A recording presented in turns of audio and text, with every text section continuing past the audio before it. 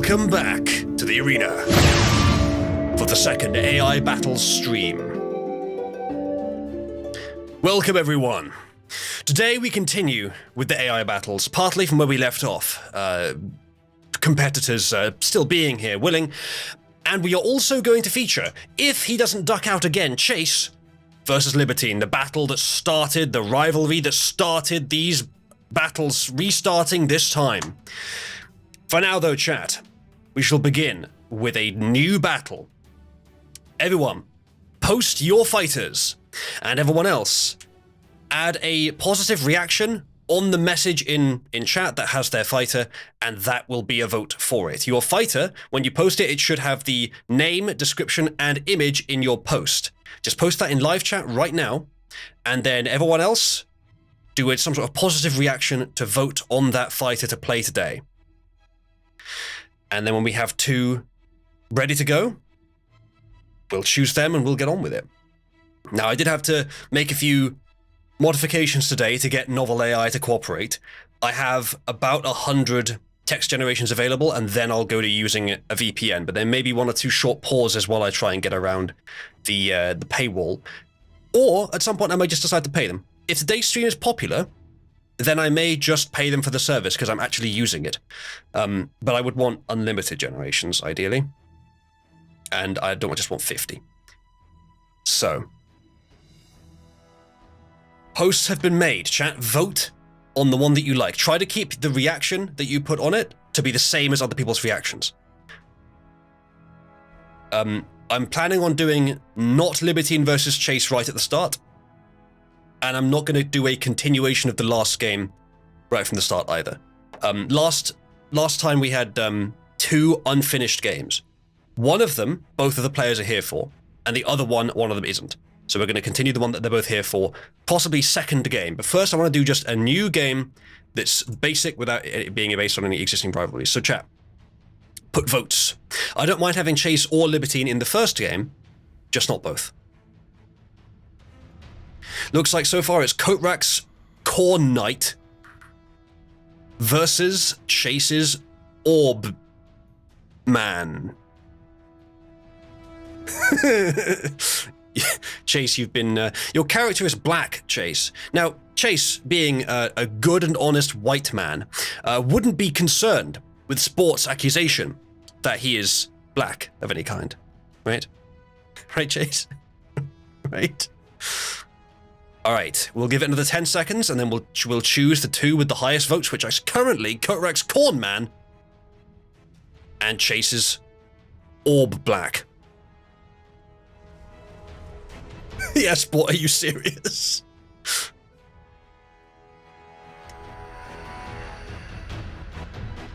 By the way, here today to help me commentate on these battles is, in the commentary box with me, is March. Welcome, March.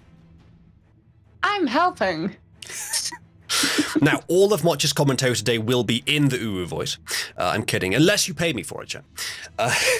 But we... Oh no, I don't think they're gonna pay for that. Oh no. And I'm now going to shut off until they give you money.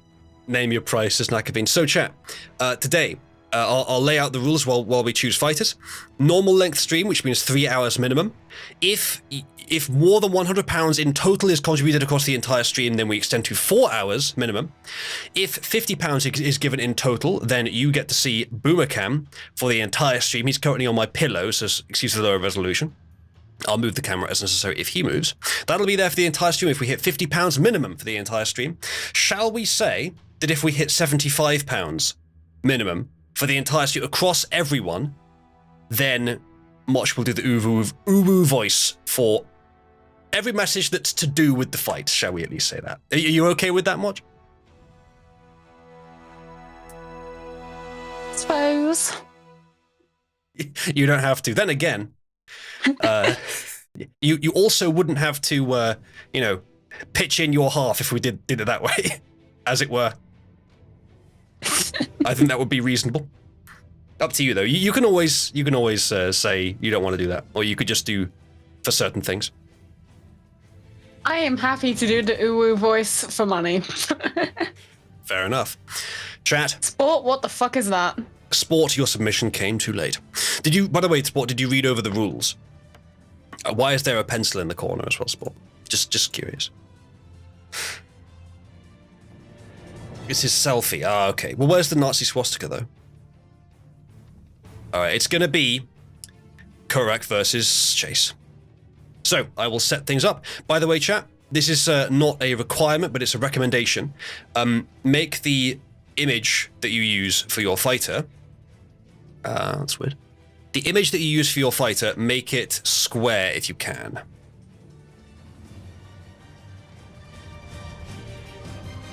That will fit better into the UI. Has Discord changed something? All of the image copies I'm doing have an extra chunk of text attached on the URL. All right, let's put in the details of the characters. Korak, I'm going to change those accented characters to normal characters. I think I may even have said that that was required. All right, let's make a copy of this story and then use that. So, Con Hopper, whatever the fuck that means. In the arena is Con Popper. I'll read these out probably in a minute. Chat, you'll excuse me if I'm not immediately energetic. There was no monster at the shop. Press 1 for the horrific circumstances that I have been placed into. Correct, this is way more than 140 characters, by the way. I maybe should put in some sort of hard restriction on that so it's actually enforced. I mean, obviously, correct. You read the rules, though, yeah, right? Also, Chase, why is such a masculine-looking figure given a name Orbites? I mean, you might as well just call him Orbet. Chat, press 1 to canonically rename Chase's character to Orbet. Like, O-R-B-E-T-T-E. Cause Liberty wants it. Oh, Chase is against it. It's interesting. Okay. Well, for now, Chase, I will let you play with Orbites because it's not actually much better than Orbet. So, we are ready. I think. Also, excuse me if I get something slightly wrong, Chase. It's been a week since I've done this. Chase's vote counts as 1. Sure, why not? Right. Let's begin the first battle. Okay, something has immediately gone wrong. Why has that happened? Give me a second, chat. Why has that happened? Oh, I think I've got a different crop on these. Hold on. Yeah, this was something I needed to sort out. One sec. It's not that one. Okay, I think I changed it. All right, give me a second, chat.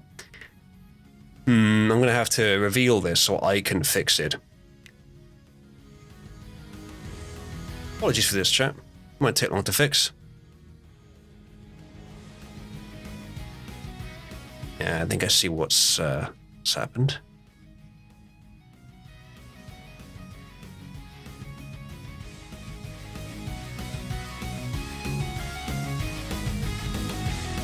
That'll do. Alright, good. It's Con Popper versus Orbites. Alright, chat. Let's get on with the battle. I'm now dreading the window capture it's got. We can get rid of that. Oh, that's why. Well, that's part of why. God damn it. Probably should have checked this before the stream. I had lots of other things to check before the stream, chat. Alright. That'll do. That's also... okay. It's too small.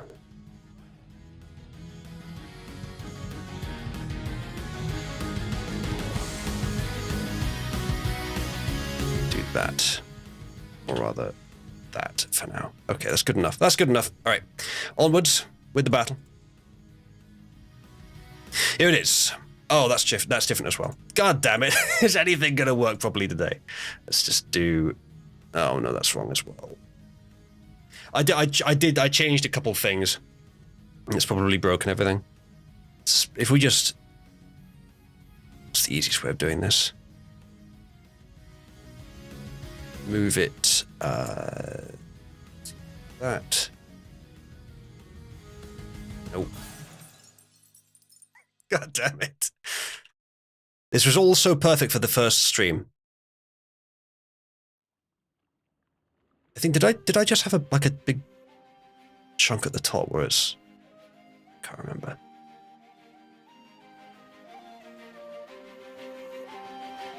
Alright, what's the quickest way to get this working?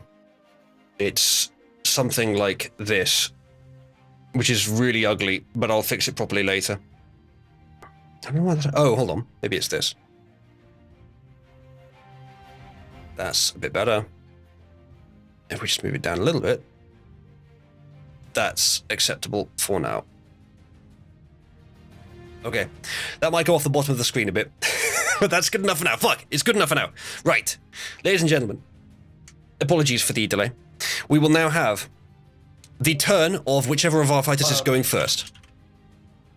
What was that from the audience? What? It's me. Just want to say, it's Orbites. Then you should have written it differently. Orbites, you are going second, which means that Kotrak is going first. Yes, Kotrak, I did input the favourite paragraph because I just copied the previous thing. So, Kotrak, you're going first. Go ahead and give me a turn.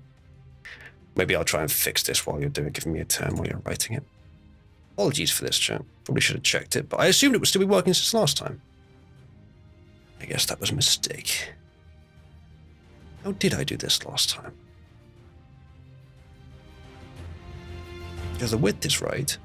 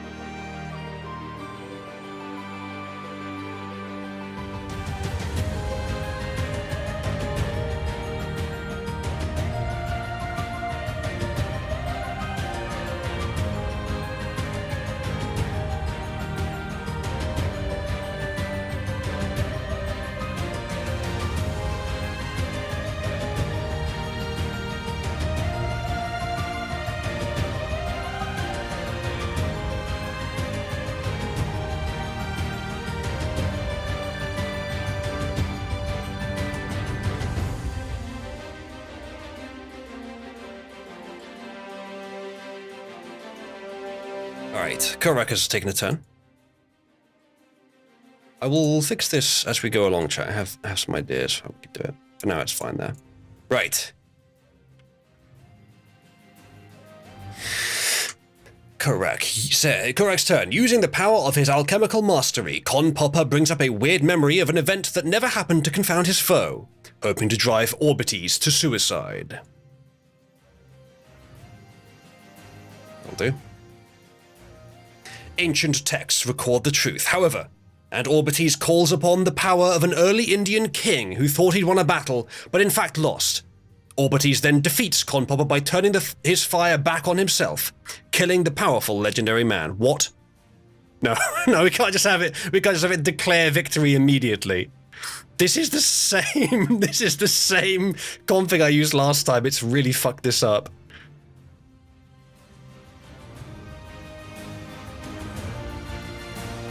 Alright, it never specified how it was defeated.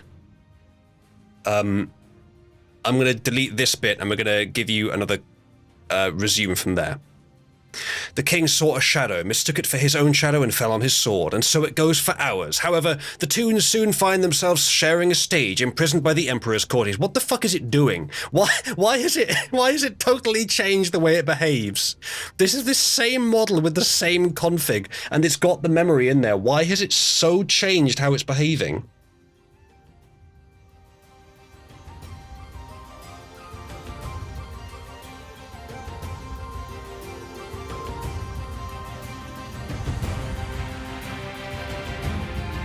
Chat, is there anything that's not going to go wrong today? Just curious.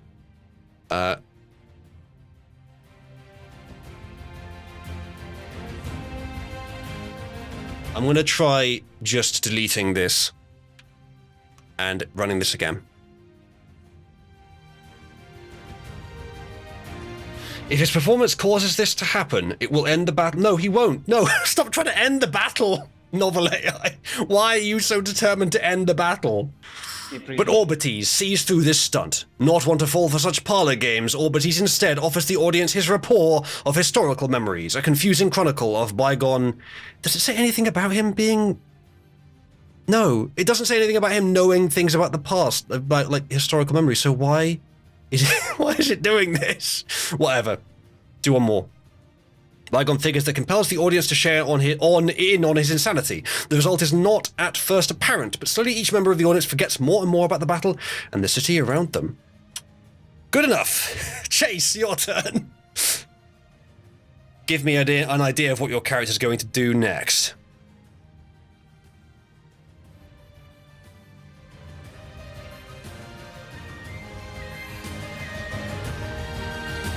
It is a mystery why why it chose to do that, incidentally.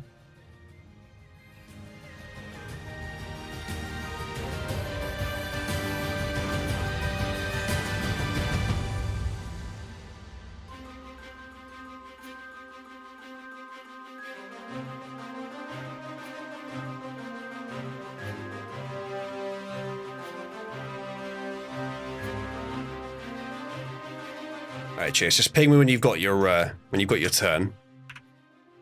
Ah, you do have one. Good. Damn you for being too quick for me to fix this before you sort it out. Alright. No, not minus 120. That. Right, this won't take long, chat.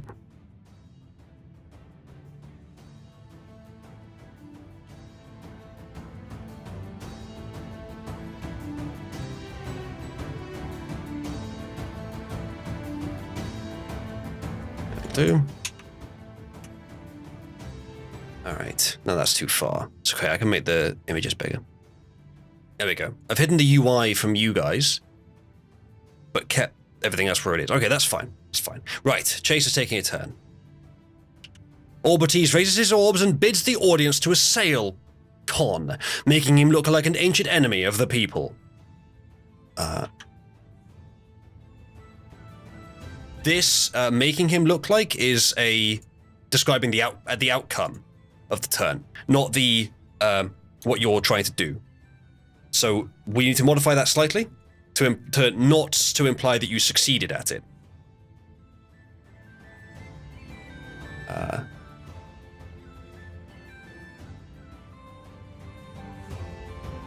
We could do presenting him like an ancient enemy of the people. That's fine. While Con takes a beat too long? Are you okay, Novel AI? Takes a beat too long to react to this bizarre act. Those that had been listening to the rapport all begin to see him as an entity to kill. He must now battle against the entire audience, while under constant assault by the barbarian's almighty power. That is not how this is supposed to work. Well, let's see what happens anyway. Fine. See what happens. Correct. Go ahead.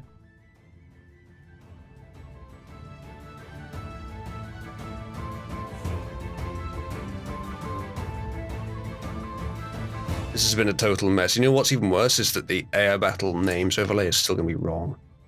It's just going to be misaligned again. God damn it.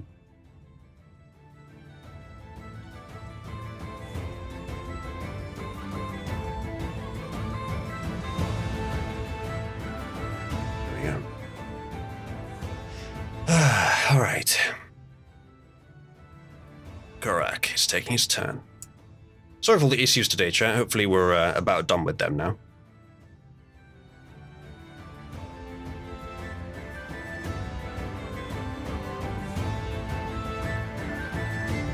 All right. Gorak. Con calls in his power of telekinetic election rigging to redirect the rage of the audience. Some members of the audience become confused, now attacking other members of the audience instead of Con. Con makes a speech, saying, "Our culture is dead." He continues, "It's gone." Chase's turn. Remember, Chase, you're going second. You get one redo. Proxy war indeed, says Korak. I should really describe the characters. I didn't read out their descriptions earlier. Con Papa, a legendary alchemist whose imagination conjures memories and confuses listeners with his guns, bombs, shields, drones, and telekinetic power. Slayer of grains and minorities everywhere, this legend can grow and ungrow any Negro when he goes toe-to-toe, while he gets every hoe. Also in the arena is Orbites, a barbarian shaman wielding the cosmic orbs as a weapon and a source of magic. Those are our competitors, that being Korak and Chase, respectively. Let's see who wins.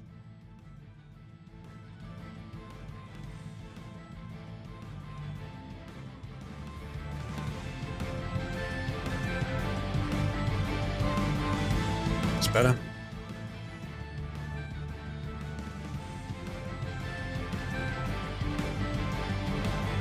Alright, for the images that aren't square, at least there's a black background to them now.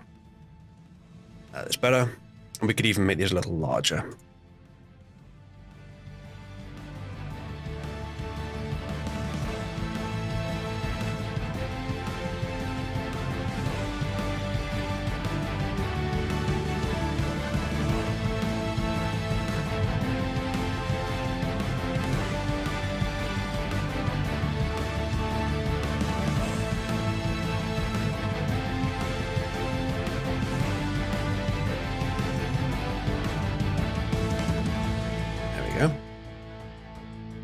So,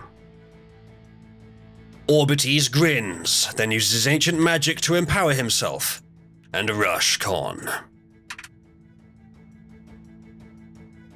Taking on many guises, they thrash all the foes that are left. After the fight is over, the survivors gather for the after party. No. No,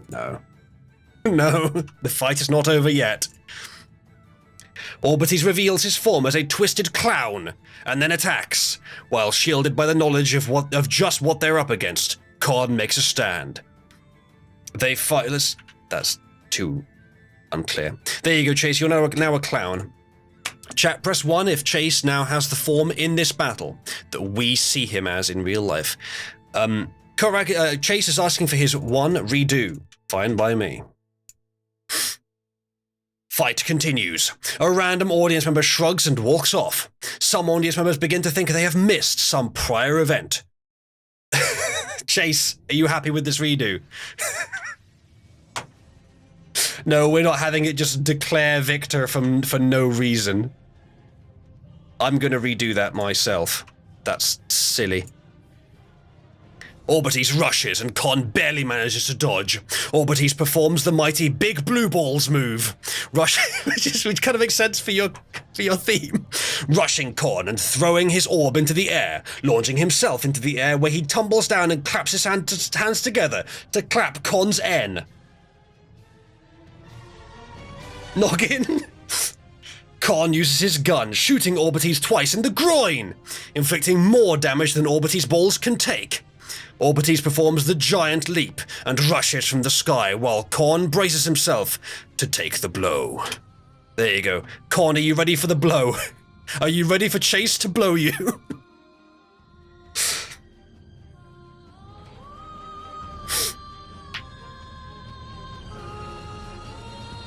Chase, are you ready to blow Korak? Con performs an impromptu transgender operation on Orbites, indeed.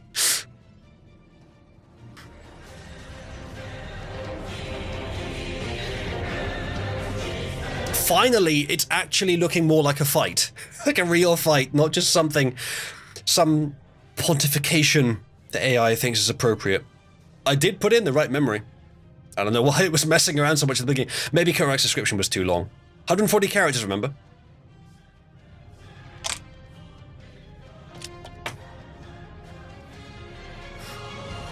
We await Korak's turn.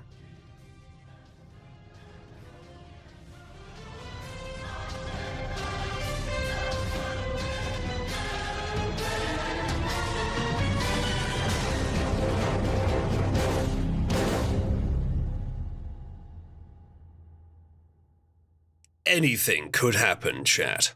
Remember, chat, I'm still maintaining the bounty on victories, meaning that whoever wins, their house gets 2,500 User coins, and I will also put it towards 2 other causes of the choice of the winner.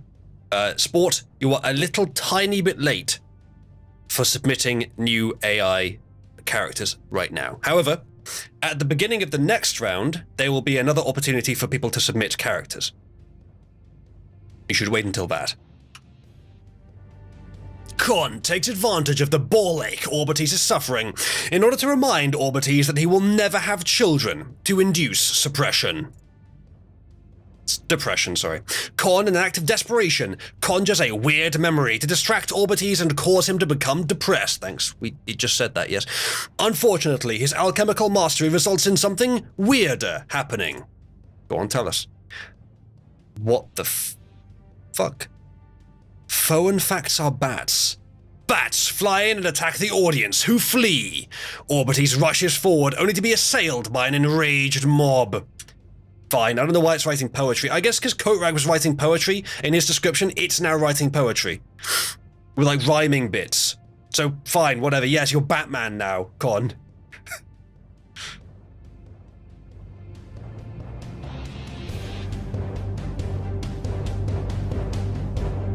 So, Sport, that picture of a car that you've just used, how did you procure that picture? I can tell it's AI art, but how did you procure it?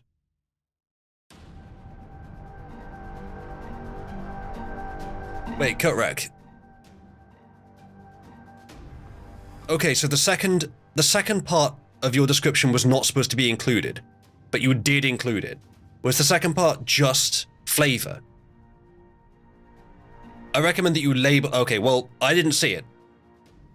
I didn't see you say that.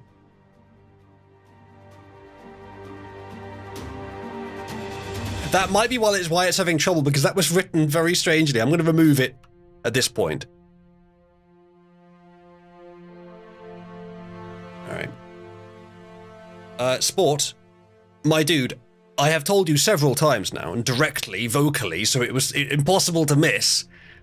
Read the instructions in here. No. Wait, oh, you prompted the... Okay, well, that's different. You prompted the AI. Okay. I thought you meant you got it from, like, a list. Okay, fine. Did you prompt it with just, like, the make and model of the car? Is that what you did?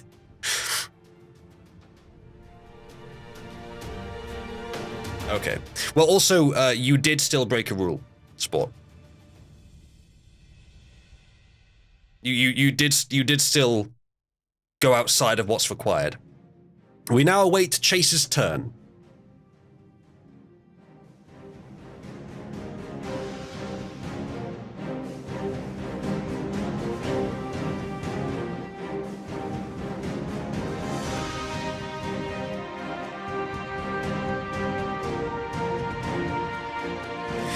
Orbites calls the ancient spirits to assault Con, hoping to limit his alchemical prowess. The ancient spirits appear to Con, who confuses the spiritual beings with his mastery of the alchemical principles of elemental coagulation. Con pulls down the entire arena. No, he doesn't. You can't do that. Once again, it's trying to end the battle early. No, you can't do that. Bats are formed. Sufficient mass is now available for the formation of bat kind to be imminent. Arena filled with bats. The bats swoop down on Orbites. Fighters locked in an arena must fight. It's gone mad. This AI has literally gone insane. I'm using the AI configuration, which is supposed to be a bit more, like, creative, Asper, but maybe I should just use a bit more of a sane one for now. I don't know why he's trying to make bat people. I think the AI just did it as a way to get rhyming going, to be honest. It's very silly. It is now Kotrak's turn. Yeah, apparently, I think we are Kotrak. Doesn't make a lot of sense, but we're sticking with it. Chase blames Kotrak. It might have been initially his idea. His fault by putting too long a text, too flavorful a text, but it's still not his fault. The AI should be able to figure that out.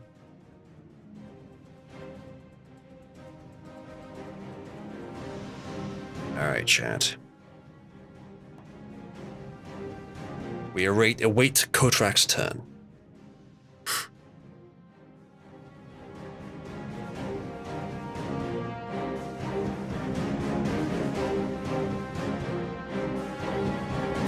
Oh, did you not ask to use that creation, Kotrak? From Plasma?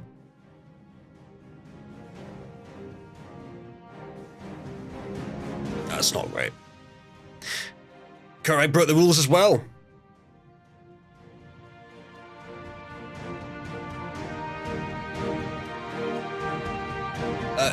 Could you link to the original place you posted it, Plasma?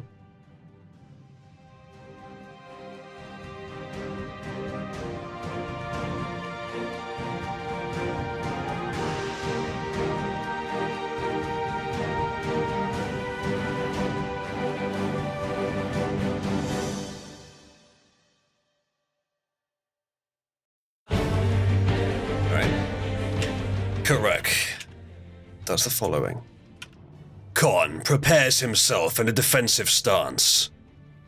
Bats swoop down on Khan Popper. Khan attempts to keep the bats away by shooting at them, even though such actions are ineffective in this situation. What the hell does this mean? Foe and facts chasm. It's trying to be too creative, chat. I'm gonna make it go again. There's some more. Orbites rises up from the hole, what hole, and lands gracefully back in the middle of the fighting arena, facing Khan Popper. He holds the cosmic orbs high above his head, one in each hand like a martial artist on the cover of a shonen manga. Okay. I don't know why it wanted to specify that, but that's where we are.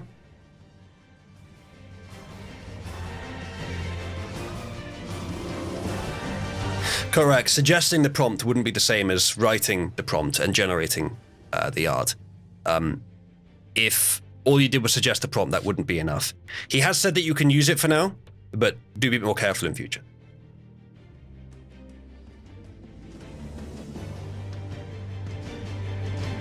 Most of the artistry is in the prompt, but I suspect you didn't give him the exact literal prompt that he just copy-pasted. If you had, that would be a little bit different. I expect there was some intricacy in actually writing what ended up going into the AI from Plasma.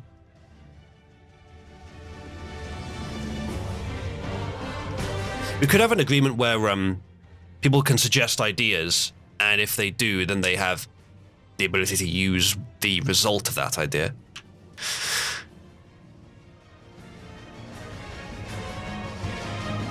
Plasma, you may actually have said at some point that anyone can use your stuff. I can't remember. All right. Orbites uses his power.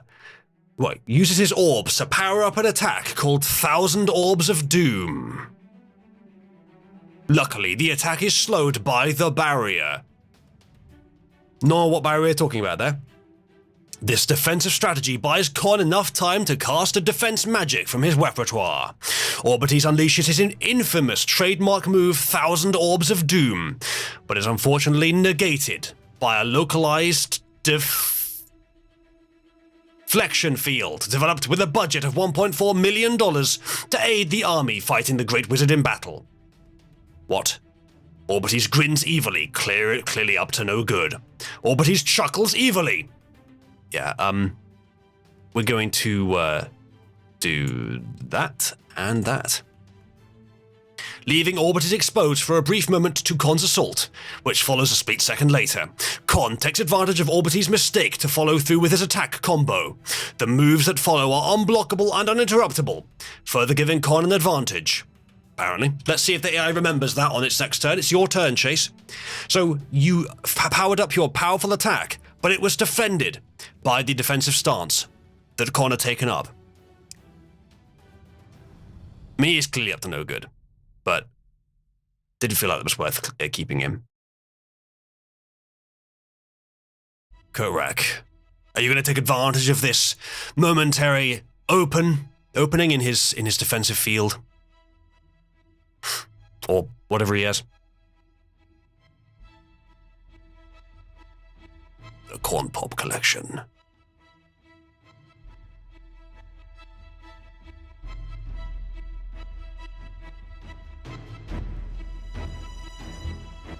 Gon finishes the combo like the fighting game character he has become. I don't think that's what Shonen manga means, but okay. Gon delivers 7 lightning-fast blows to Orbites. It's still loading. Haven't seen that before. Maybe my internet's gone again. Can you guys still hear me? Press 1 if you can still hear me. Yep, looks like it's the website itself. I'll give it a minute. I may need to refresh it though. I see, correct.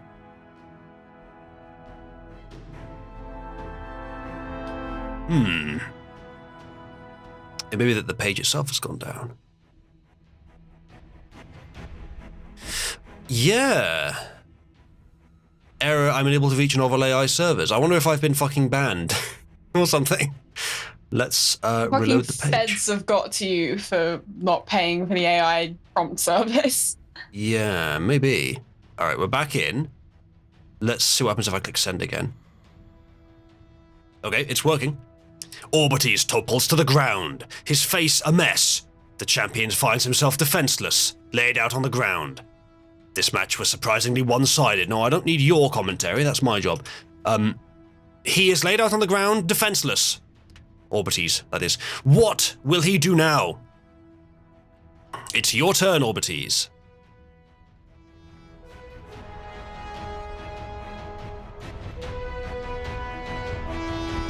Thank you, Sport. What did he do specifically? Just about not reading the rules.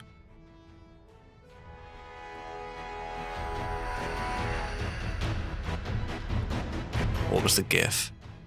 Oh, that.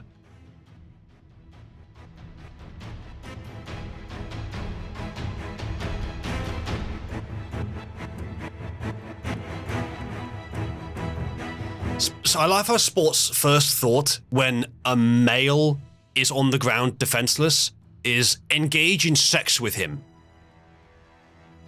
Sport, has anyone ever told you that you might be gay? In the last hour, or I don't know, last 10 minutes.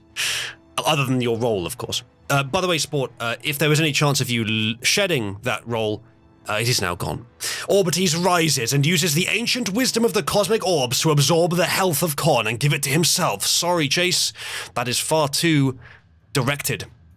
Not only is the rising to your feet something that could be contended by your opponent, but the other part is a little bit, it implies that you've succeeded a bit too much.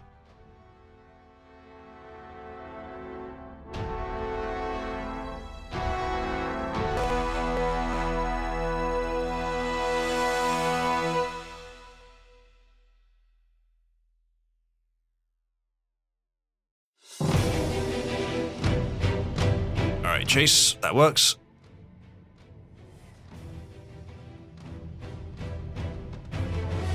Orbites uses the orbs to raise a shield to let him recover.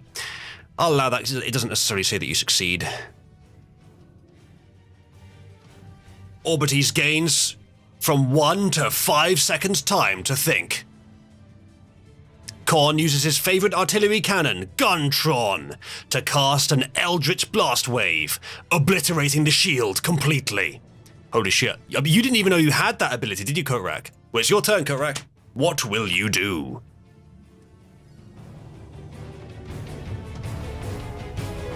Yeah, did he have it? Well, AI says he did. Yeah, indeed, Sport. Your Dom is called Hitler?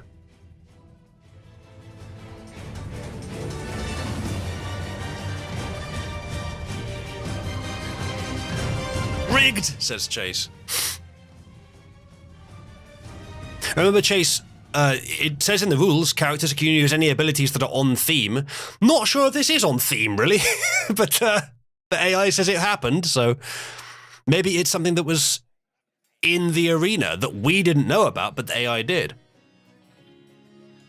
Well, Chase, it may feel cheap, but it's just as likely to happen in other direction. Don't consider these to be like... You will determine as we go on that these competitions shouldn't be thought of as rigidly competitive. If they were, there'd be a lot more numbers involved. What you should think of them as is creative writing exercises. And for that, they're not bad. But there'll be multiple battles. We could even have a best of 3 between you and Libertine, if you like. So that chance has less of an effect. And you've noticed I've already cancelled a bunch of early victories for no good reason. Korn leaps in at the defenseless Orbites with his corny hyper weapon, swinging for the coup de grace. It says game over, Corn Popper's victory. But well, it's restarting after that. Never mind. The game over thing, I want it to be more specific. I'm going to make it go one more time.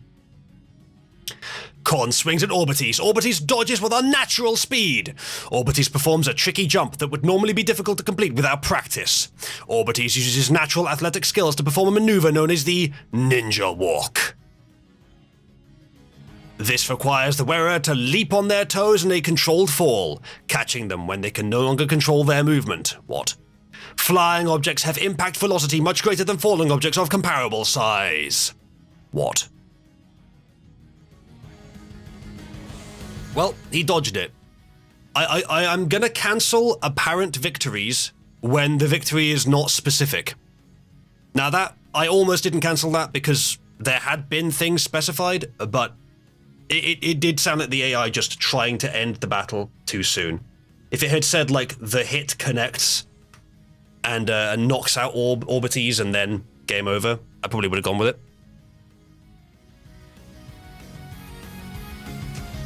But let's continue. It is now Chase's turn. Yes, indeed. Orbites literally fucking Naruto ran out of the situation. Orbites uses his cosmic orbs to raise his spirits, or raise the spirits, and assault Korn. Korn uses his sorcerous might to dampen Orbites' aggressive spirit casting and weaken him, just before calling upon the ancient spirit of the darkest and foulest imaginable. What? No, Chase is already here.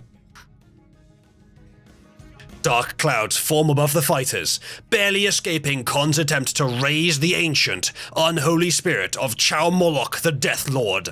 Orbites flees and returns to the arena.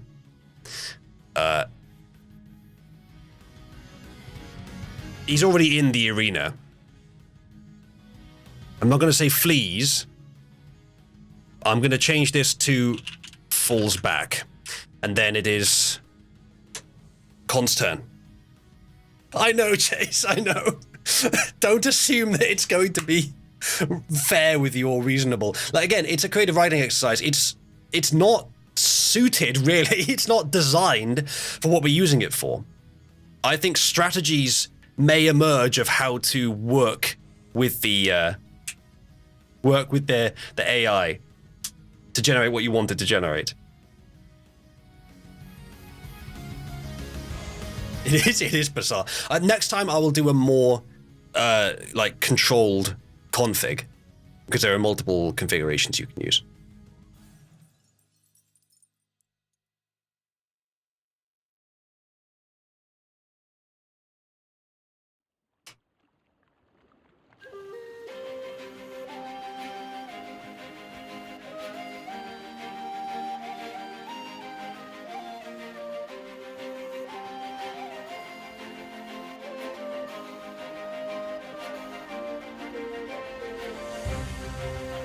Alright.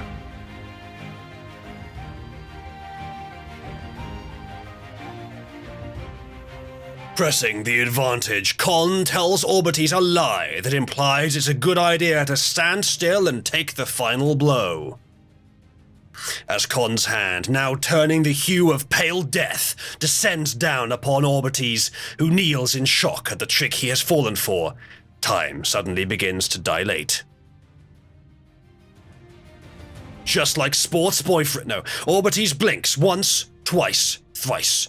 And then he somehow comes to the awareness that every moment in time is a moment to act, no matter how small or how fleeting.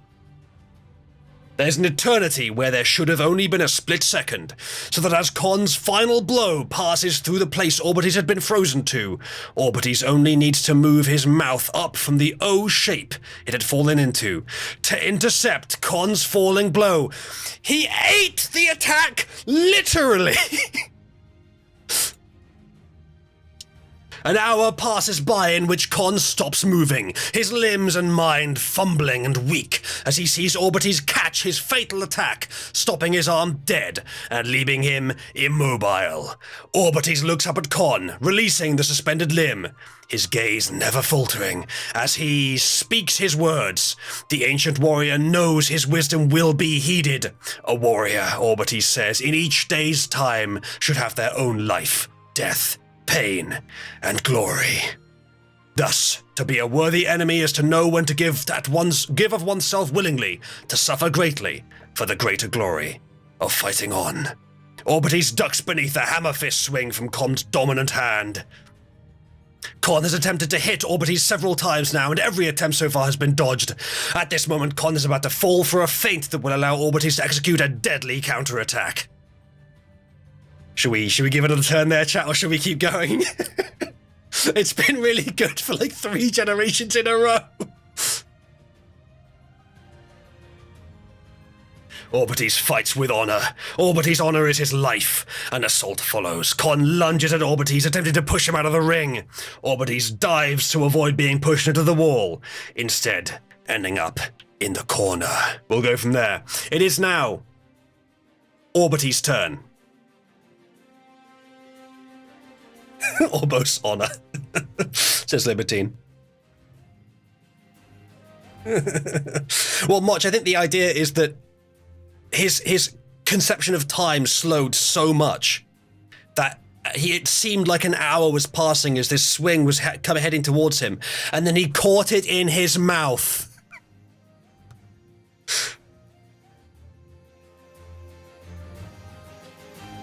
Ow. I don't know if that noise was even vaguely audible. I don't think so. What was it? Never mind then, it wasn't funny.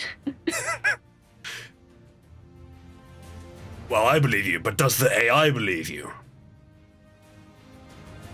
I wonder, chat, could we do 2 battles at once so that these delays between the turns can be filled by each alternating battle, or is that a bit too much? That would be cancer, says Subroutine. So, the novel AI thing, it costs $10 a month to get unlimited text generations. That would be enough. Just getting the basic tier. So maybe I will do that if this becomes popular. Chat, if you want me to continue doing these and you want them to continue working, because I need to get around the block they have, then you can contribute by any of the methods in this thing. Tip.oozloo.net or fund.oozloo.net. Tip.oozloo.net is currently preferred because it's quicker. But any contributions will add towards a total for this stream, and if that total hits £50, then we will have Boomercan, a live feed of my dog sleeping, which people seem to enjoy. If we hit £75, then my fellow commentator here will commentate on every event that is related to the game that she wants to commentate on in the Uwu voice. And if we hit £100, then the stream will get an extra hour, from 3 hours to 4 minimum. All right, Chase is taking a turn. Orbites realizes what the ancient orbs have been trying to tell him. Uses the orbs for honorable battle against Con. Should we do and uses the orbs? Or to use the orbs for honorable battle against Con?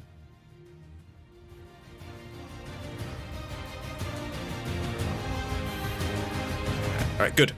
Orbites realizes what the ancient orbs have been trying to tell him, and uses the orbs for honorable battle against Kon. Orbites attempts to use his special power, Dust Devils, a vortex of dust that sucks the air from Kon, collapsing his lungs and defeating him. But Orbites' plan fails, and instead he summons a wind spirit that fills the ring with a strong enough gust.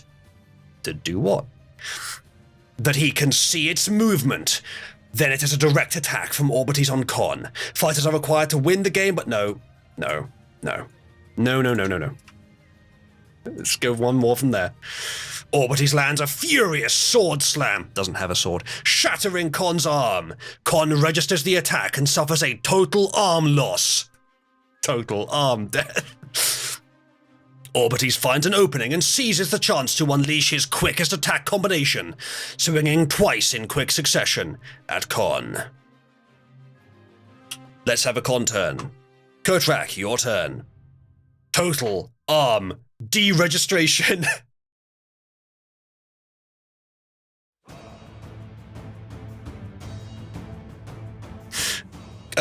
Chase, are you gonna take that?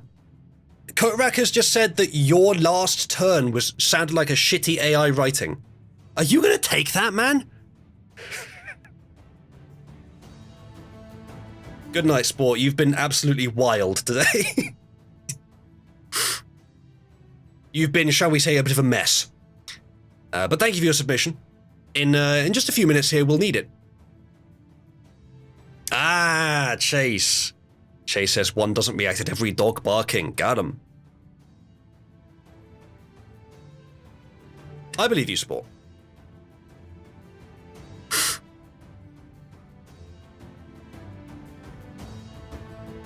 Well, Sport, it depends on votes. Next time there'll be a new round. Everyone will submit their character again, and there'll be votes on each one. So when there's a next round, if you submit your character and it gets the most votes, you'll be in the arena. Plasma is offering to generate characters, so if you guys want to play, then you just gotta ask Plasma, or possibly others if they're winning, but specifically Plasma, to generate you a character. Also, I'd like to ask Chase if you noticed the channel status of audience. It's been that way since the beginning of the stream. Earlier, actually.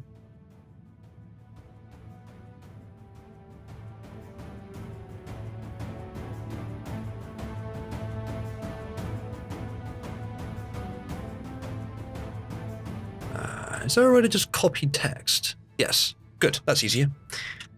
Kon remembers the time Corn Pop tried to mug him, and uses this memory to synthesize a new arm to attack with using his power of alchemy. Orbites moves away just in time to dodge the blow. It wasn't actually a blow, but I'm guessing he generated it while punching. That's kind of cool. Kon fails at shooting his alchemical flesh gun. Flesh gun misfires, obliterating Kon's face. Shit. Well, that was your turn. Chase, are you feeling a little less like calling this unfair now? Because at least it's unfair on both people? Face obliteration is not necessarily a death, Marsh. He was just trying to grow a new arm, and meanwhile it just fires off and then launches back at his own face, obliterating it. Of course, it could be an exaggeration. Maybe it's just in a lot of pain. Maybe it's badly bruised, but not actually permanently damaged. We can interpret the AI any way we want, pretty much. As Pixie says, yeah, there is a list there of free-to-use characters for the arena. Flesh gun is the worst part of this, is correct. Well, for your character, yes. It's a natural assumption, Field Wizard Beep.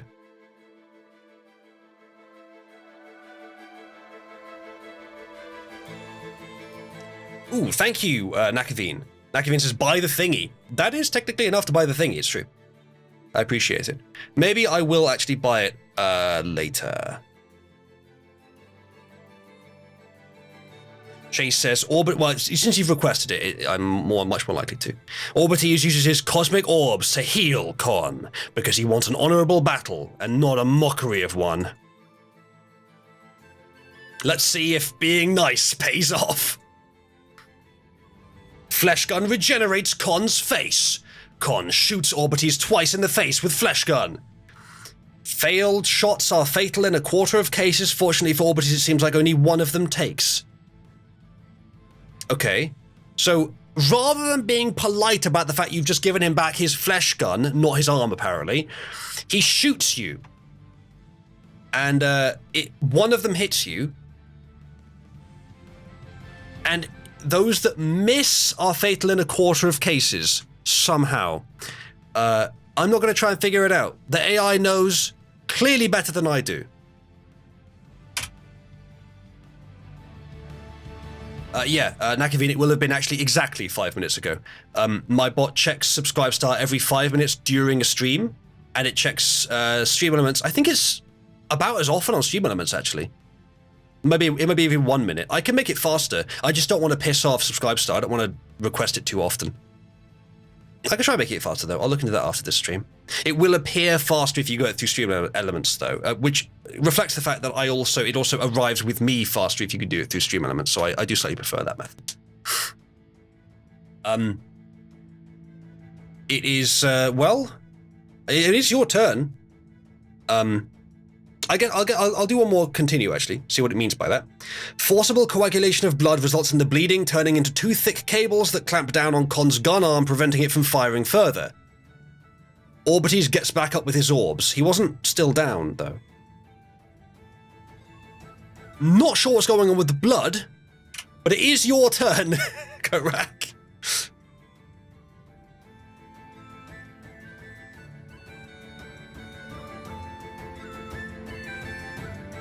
It's the Koof Vax.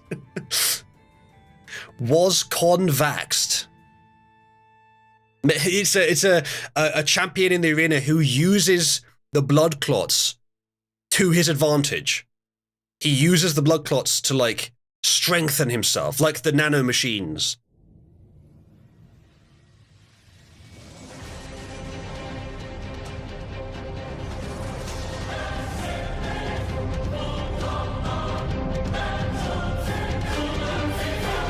Chat, press 1 if you're a pureblood.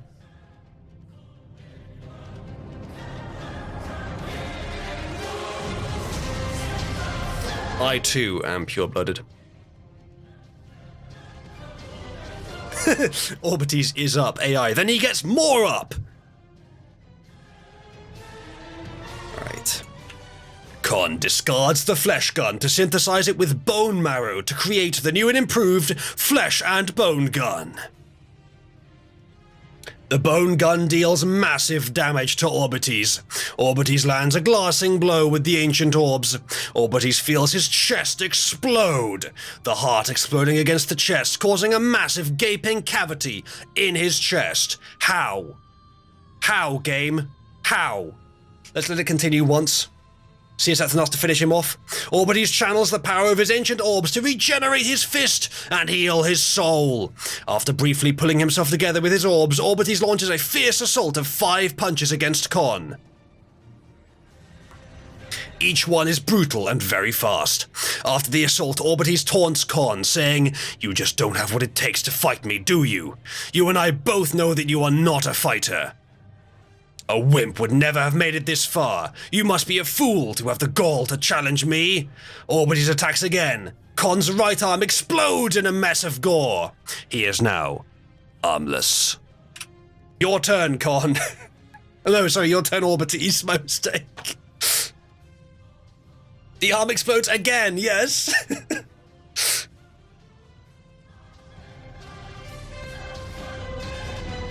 All right, co-host, what are your thoughts here from the commentary box on this battle so far? Has it been going on long enough yet? Do we think it's been going on long enough yet?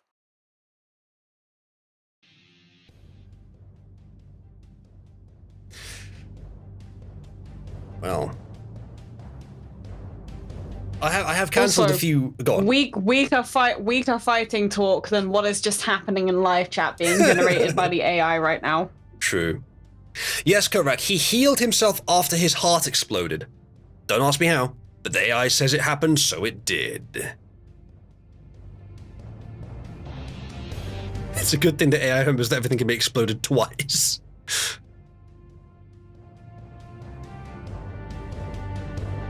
Orbites enters into a rage and continues the brutal assault on Con. Oh. Uh-oh. Is it actually... We've actually used all 50. Oh no. Alright, chat. Give me a minute here. I'm gonna fix it so it works again. Oh no. Okay, so download the story. God damn it. Switch over to the other tab. Where we're logged in with a different account. This is so jank. I should probably just pay them. And then import this story. Okay, and then what setup are we using? Same setup, same memory, same author's note.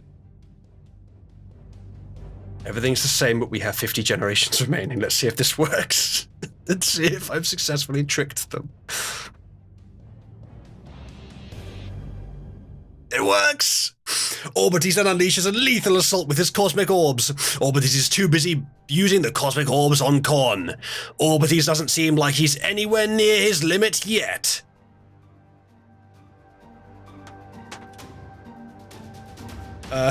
He's too busy using the cosmic orbs to unleash the lethal assault with his cosmic orbs. Let's let it go one more time and see what happens. This is bad. The cosmic orbs are a source of energy, and even if they couldn't recharge on their own, each one has a seemingly unlimited supply of energy. Orbites attempts to channel the power of his cosmic orbs. Would you just describe what he actually does with them, though? But instead of unlocking the full potential of the orbs, it causes the orbs to unleash a devastating energy blast directly at Con. The energy unleashes a devastating energy blast that sends Con tumbling to the ground and creating a huge crater around him. Con, how do you respond to this attack? I love how it took like 6 paragraphs to say the result of what was said before the 6 paragraphs even started. Yes, hide the white women in catalytic converters. Methaniel is here.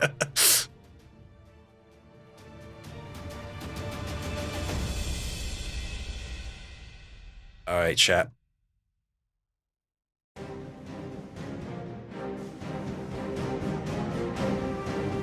What will happen now?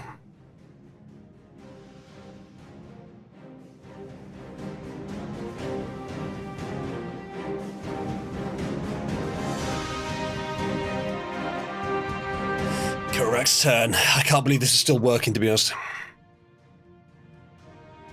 Con uses his alchemy to combine the crater with the direction up to give himself the high ground. Fine, whatever. It's creative writing exercise as far as I'm concerned.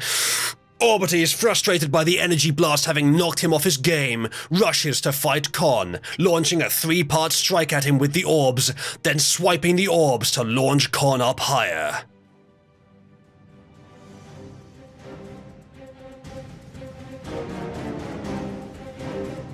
Alright, you've been launched up to even higher high ground. It is now your turn, Orbites. Wow, NTF, that's actually pretty accurate.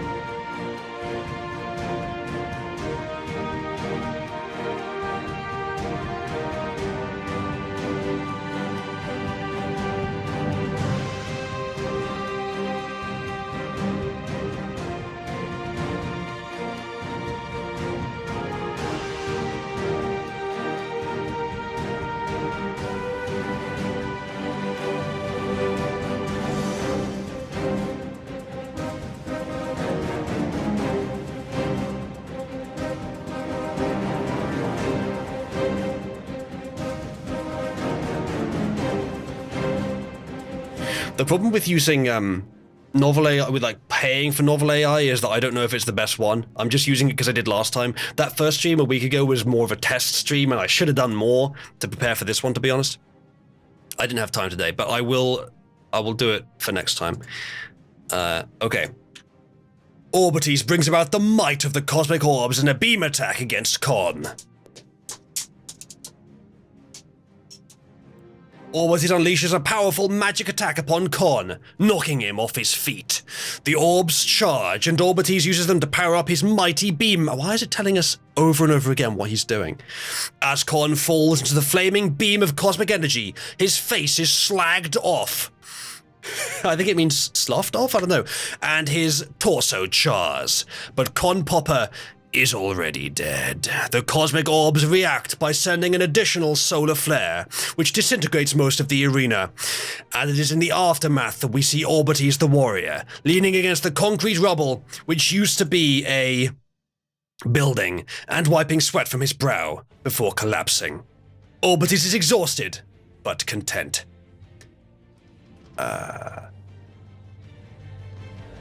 far as I'm concerned, that's the end of the battle. A thrilling tale of extreme violence and the exchange of magical powers. But in the end, Orbities' use of a magic beam power with his orbs was just enough, in combination with the solar flare that just happened to coincide with it, to win the day. And that's the end of the battle. Orbities is victorious. Chase, for the glory of your house, and for 2 other causes of your choice from the topic popularity system or any other word, what would you like to cheer for? For the grand prize of this battle of 2,500 User coins. Remember, 3 courses total, but 1 is for your current house. The other 2 are of your choice. Your house is Orbos, I think, isn't it, Chase?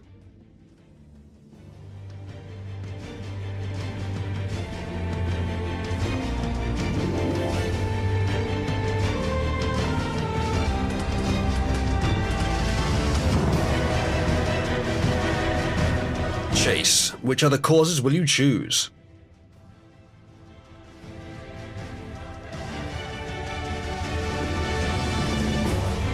That's when you're not Chase. Spiral and die, okay. Let's make sure this is still working. Yeah, that's fine. Spiral and die. There you go. Congratulations. The equivalent value of £25 has been added to Orbos, Spiral, and Die.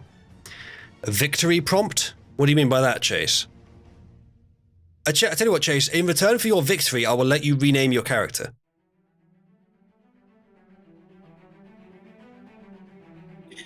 How would you write Orbites?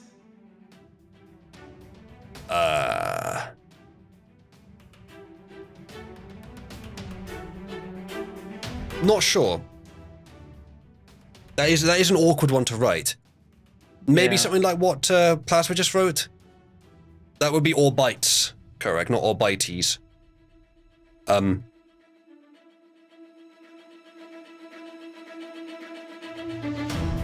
Maybe that Orbites, but that would put the emphasis on Orbites, I think, or Orbites. How about that maybe Orbites? I guess if we just if you just did that, that might look Greek enough to pronounce it as ease, but otherwise like that, I guess, with the E on the end. The Greek way, the Orbites. But that looks like Orbitus. Orbitus is still low school, you know? Alright. Also, like I was just like an idea of thinking what would be the final thing the warrior would say, like after the battle is over. I mean, you can write that in chat if you like. It's just not going to affect the battle. Okay, give me a sec. Orbites nuts. Ah.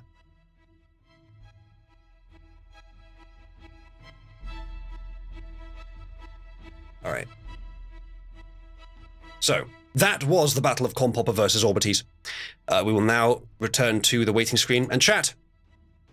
Submit your fighters, and we shall vote on our favorites.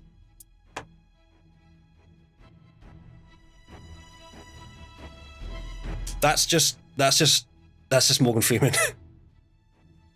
Enigmatic, that's just Morgan Freeman. Oh wait, should we continue with NTS versus Plasma? Or was it NTS versus Plasma? It was the one. I'd have to copy the story over. Hold on. It was the one which was Methaniel versus War Agent Info.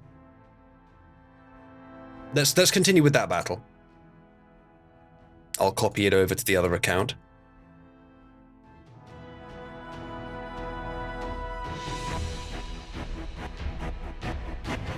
All right, we're ready to go with that one. Post the images that you want to use. Who was it with Methaniel versus War Agent Info? Which two people? It was NTS, and I think it was that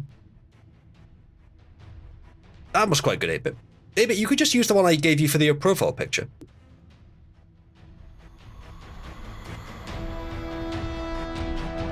Okay. So, I will need an image to be used for War Agent Info, i.e. Alex Jones. All right, as long as you're both happy to continue using those images, that's fine. NTS has essentially confirmed that. That's good. We'll do that fight now. So, chat. Apologies for the confusion on recommending that you submit your characters. We'll be finishing off a battle from last game first, and then we will do a new fight. You can change images if you like. Yeah. So, NTS and Plasma, ping me when you're ready. I've currently configured it to use the images that you. Plasma, okay, so Plasma, you were War Agent Info. Okay, that's fine. I'll change it to that one then. Okay. Right. Let's go with this next battle. Continuing from last time. Methaniel versus War Agent Info. I'll take off the plus because we are now continuing it. Here it is. Last time, a lot of things happened. Long battle involving a lot of meth, a lot of catalytic converter chasing, and a lot of Alex Jones action.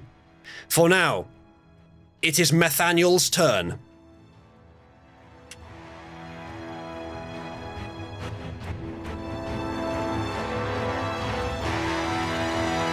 I think Methaniel is being played by NTS. So NTS, give us your turn. So I'll read out the last thing that happened. So, the War Agent glances into the smashed pickup and sees the miracle he needs.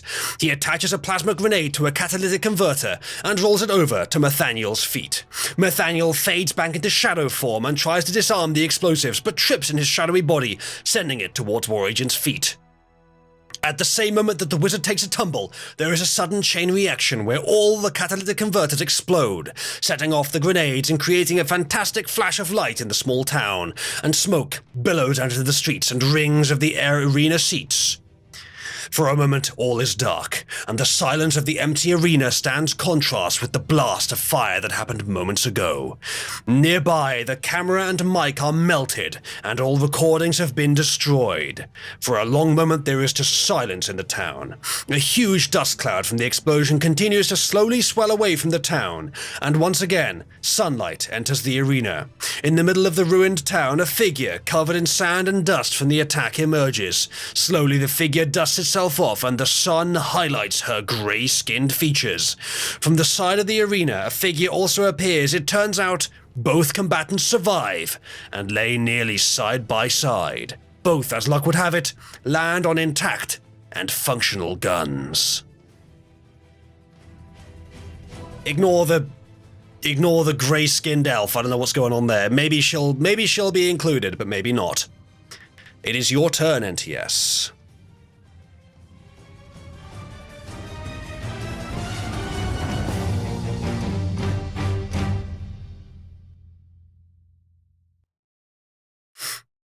Yes, the Clockwork Elf, of course. Of course, that would explain it.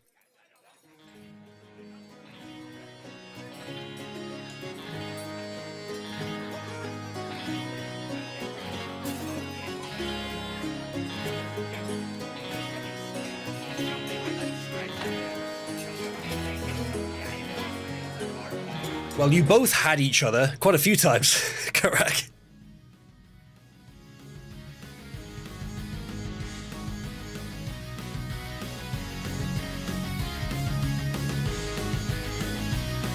right. What will Nathaniel do next?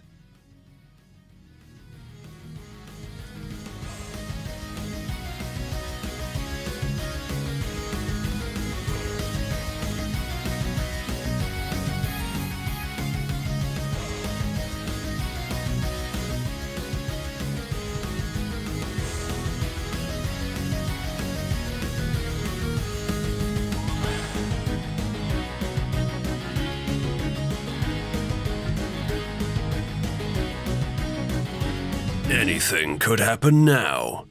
NTS could even submit a turn. You just never know.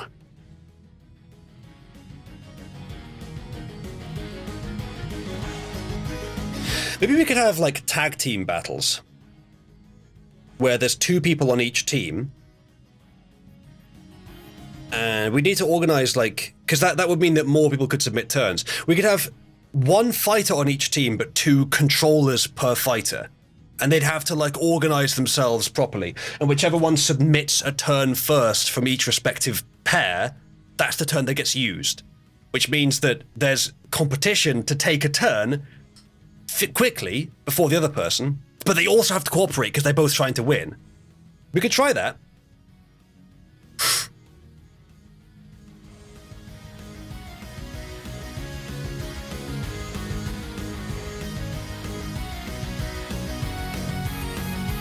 Seeing meth visions, Nathaniel scrambles to his feet while picking up the gun and taking aim.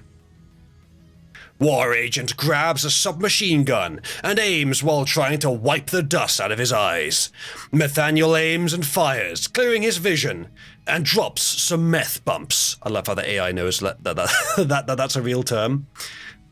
Let's see what the firing does. War Agent fires blindly and starts walking forwards where his magic eye implants should be picking up something. Nathaniel finds a laser for his weapon and blares the beam across the entire arena. War Agent hears a mechanical clicking and turns to see what Nathaniel is doing.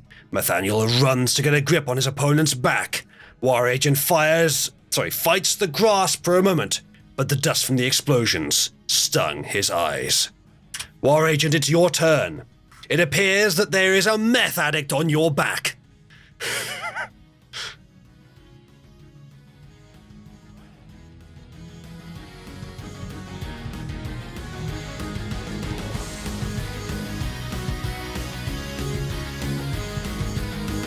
What will you do? How will Alex Jones get himself out of this one?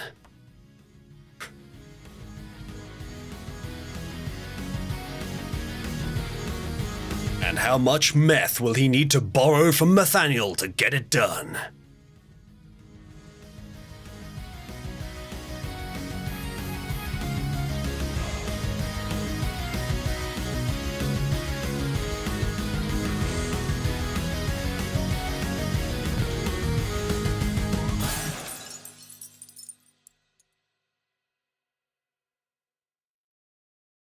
I'd need to, if we're going to do like 4 players and 2 characters, I'm going to need to remember who is who. And remember which person is controlling which thing.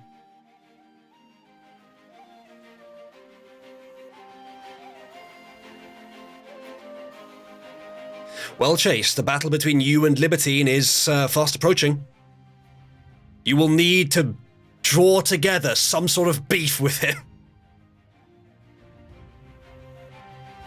You could add the player's handle above the picture. I could add more interface elements, it's true. Maybe I should do that, actually. You know, while I got time, while we're still waiting for Plasma's turn. Oh, never mind, we're not anymore. I'll do that, though. It's a good idea. I thought about that last time. The War Agent wipes his eyes and boots his body's energy shield and flings himself backwards onto Nathaniel. Nathaniel gets slung around like a ragdoll and decides to just ride on top of his opponent while the gunslinger is so close. War Agent is on top now and aims his gun at the wizard's neck. Nathaniel, what will you do? Let me add that text overlay to show who the players are.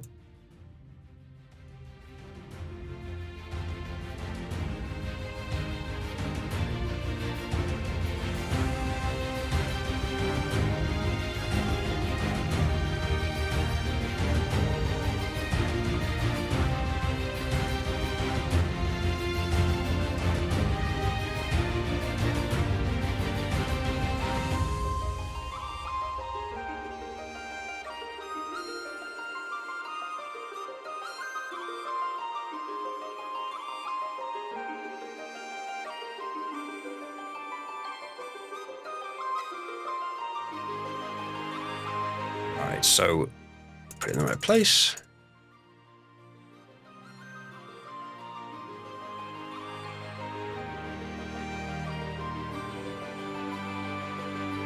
And this game in particular is between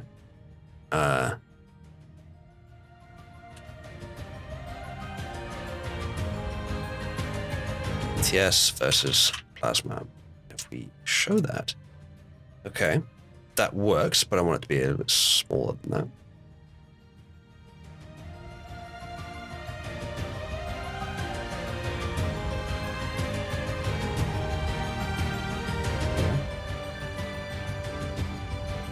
That'll do. Okay. We are waiting for NTS's turn.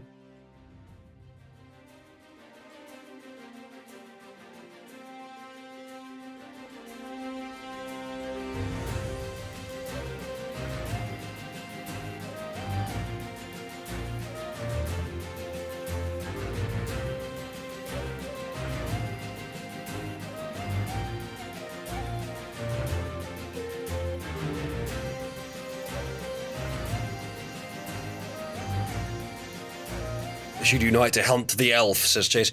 The AI appears to have forgotten about the elf.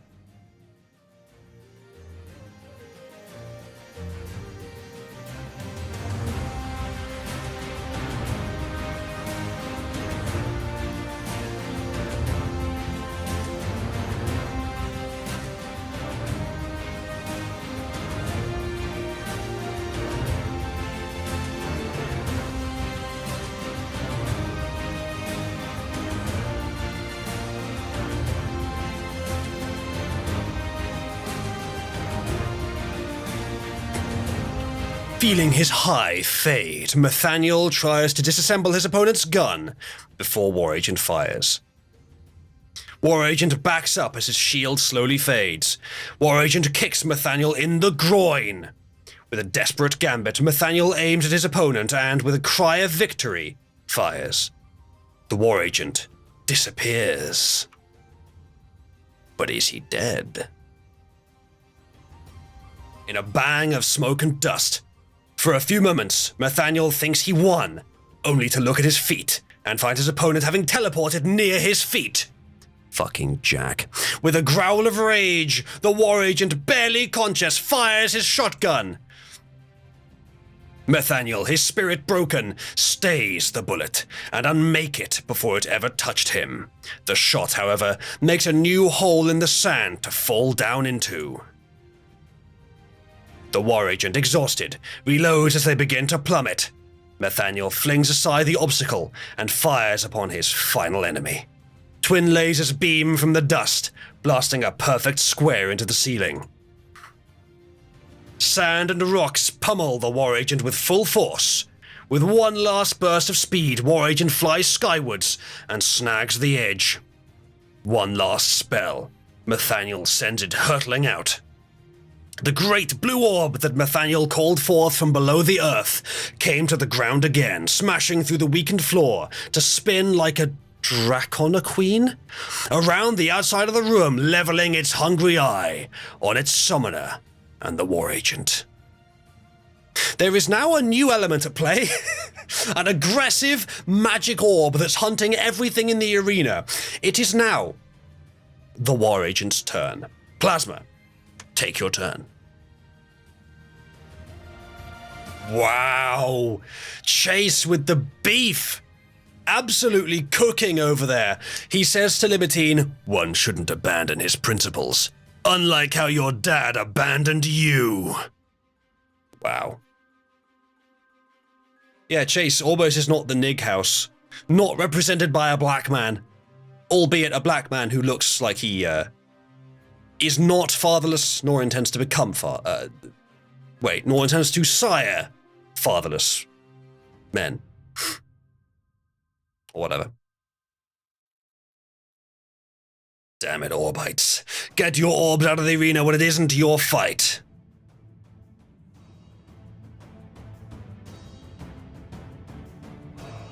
Well, I mean, actually, Clarence Thomas might be fatherless. His father might have died of old age. I don't know. Chat, do we... did he have a present father? Do we actually know?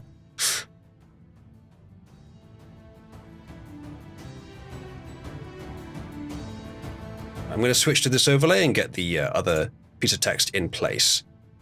That one there will go down here. What is the... that's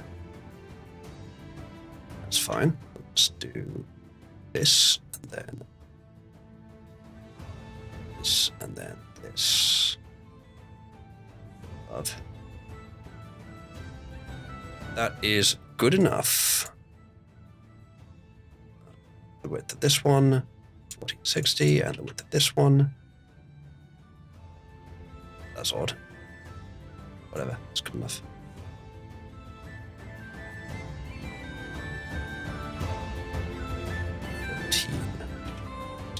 There we go. Okay, that'll work. Back to the battle.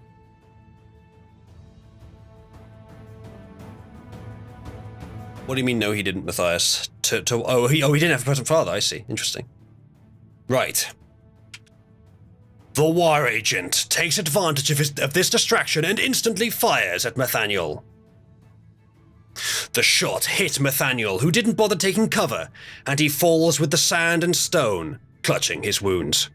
One last time, the war agent shoots at Nathaniel with a perfect headshot. The bullet hits the fallen warlock. The blue orb strikes the war agent. Torn between the two of them, it knocks Nathaniel and the war agent far and wide, and away. No, not sometime later. No, cease. You're not allowed to do scene changes. I'm going to do this. Torn between the two of them. The blue orb falls, crashes through the floor, and descends to hell, where Cthulhu is waiting for it, and scuttles off towards the blood pits, and then it's trying to do some roll nonsense.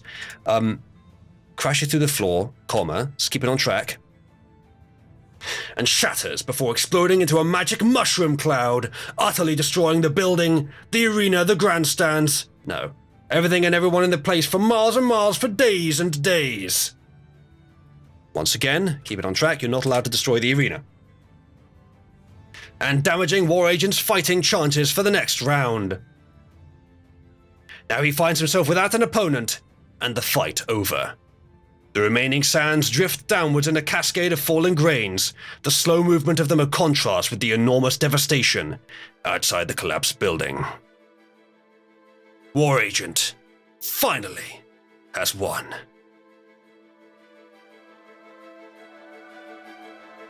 The battle is over. A very close battle between NTS and Plasma. Very close. But finally over. God fucking damn it. Give me a second, chat.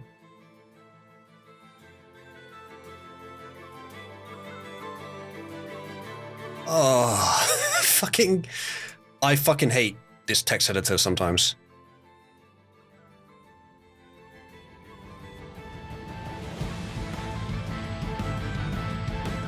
Okay. A second. Where would it be? The AI Battle Arena, the MD, and then there's... Yeah, okay. So I need to add in the victory from last time and also from this time. So last battle, it was Chase who won. We using or by T's won. And this round it was Plasma with his second using War Agent info. Okay, that's that. That's the end of that battle. Now, Plasma, which two causes aside from your house would you like to support? Your house being Amuleth.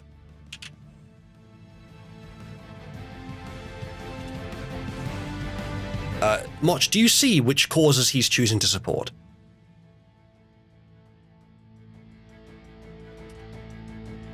I choose to ignore it. You are, however, dead to me. Some could argue that you can't have both things. Plasma, I didn't ever... Oh, did I declare that we were doubling it for this battle because it went on for another thing? Okay, I think I may have said that. In that case, it's easy enough to just do another one. There we go. Okay, that's that battle finished. Now, chat, we will have one more free open battle for anyone, and then we will do Chase versus Libertine. So, chat, submit your fighters, and also vote on the fighters you want to see in the arena. Plasmus matched it.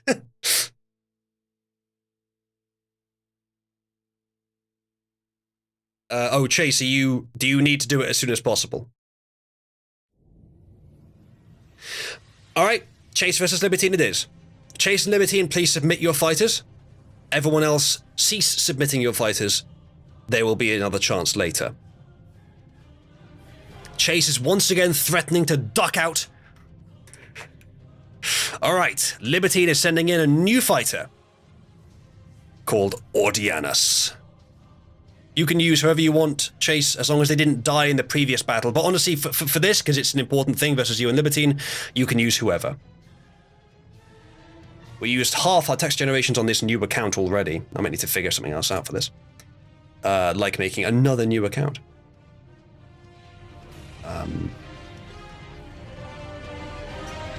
Okay, so next battle is...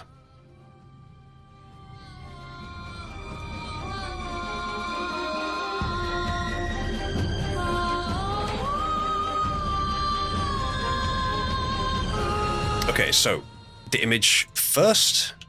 Ordianus is images. All right, Chase needs a second to get his stuff sorted out, so I'll do the other stuff first. Right. Ordianus. A spellcaster, spearman, and spec ops operative of a shadowy magic order. Versus whoever Chase sends in.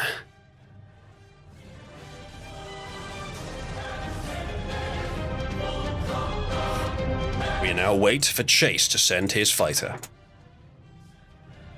Libertine, did you make that yourself, or was that one of Emu's creations? It's very nice. Watch, would you agree it looks just like me? I mean, maybe a bit less attractive than me? I need Dyer's backup. We can't allow this to keep happening. We need Eternal Lighthouse as backup. We must allow this to continue happening.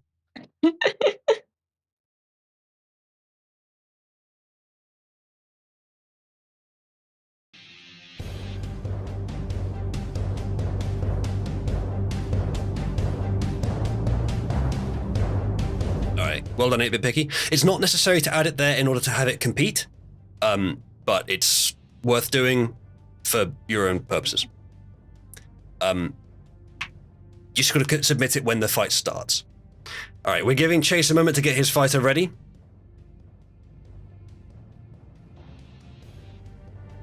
Look, chat, it's not my fault that gay people find me attractive. Like, gay men. Like, I am an attractive man, what can I say? It's just, you know. Well, apparently. Thank you, Methaniel, who says, here's your shekels, wizard man. I don't need them. I'm a meth lich now. Orbos. Thank you, Methaniel. That should appear in chat in a moment. The display I have on stream is the one that's directly from Stream Elements. It uses a WebSocket, which I could certainly do in my own code. I just haven't got around to adding that yet. So that should be pretty much instant. But the one that feeds through with my current bot, the sort of crappy ancient bot that I've been using for years, is it just checks every 5 minutes or so, or every 1 minute, or whatever it is. So it should appear in a minute. Pumat says the ego takes a point or two off your attractiveness. Some may say that that is the opposite of the truth. I know, for example, Moch finds my ego very attractive. And I hear no disagreement. Although I do see disagreement. Alright, we're still waiting on Chase. Apparently I go over the fine line, says Pumat. Well, one has to do what one has to do for one's adoring audience. They love me, you see, and they would love me less if I thought less of myself. I have to present the persona of colossal ego.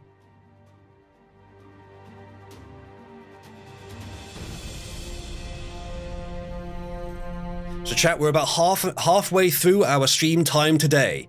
If you want to see more battles, then you can contribute via tip.oozloo.net or fund.oozloo.net, and we'll get an additional hour.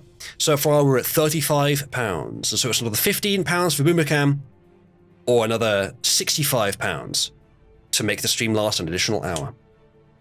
We now await Chase's submission of his new character.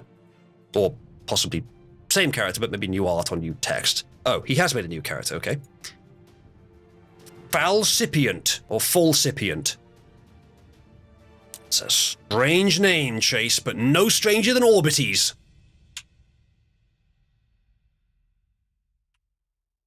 A magus of an ancient and powerful language only known as the Correspondent. Is this a reference, Chase? If so, I'm not getting it. Alright. Let's begin. Oh, I didn't do the image. I'm retarded. I knew at some point I'd forget that.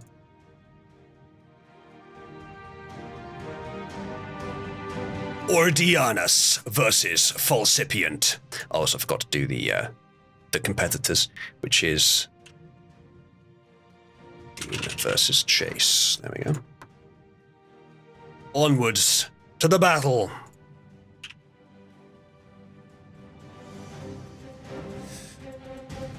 Libertine is going first. Libertine, what do you do? I think we could do a double reward, Chase, yeah?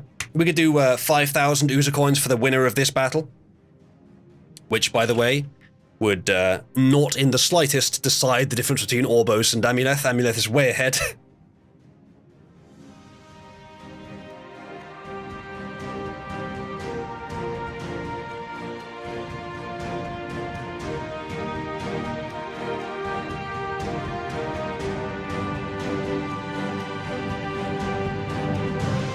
Do they, Chase? Do they really? How do you figure they have Nazi gold over at Amuleth?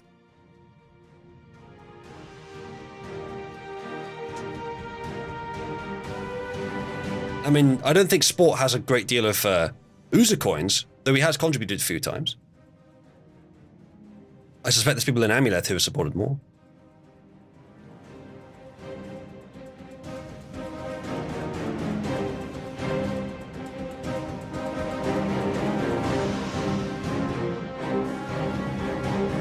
Libertine.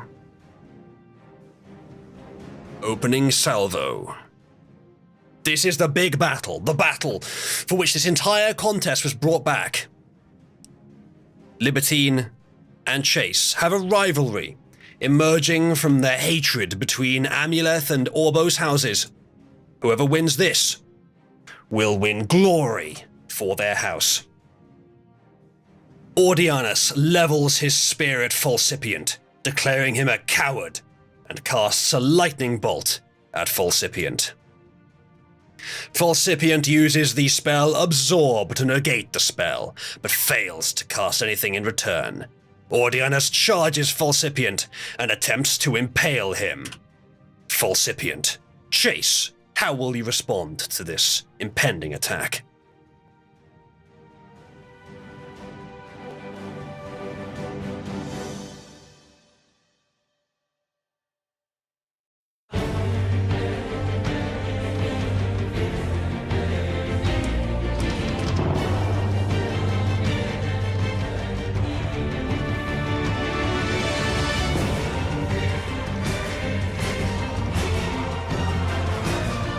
I think the music is an appropriate level of epicness for what we're witnessing before us today.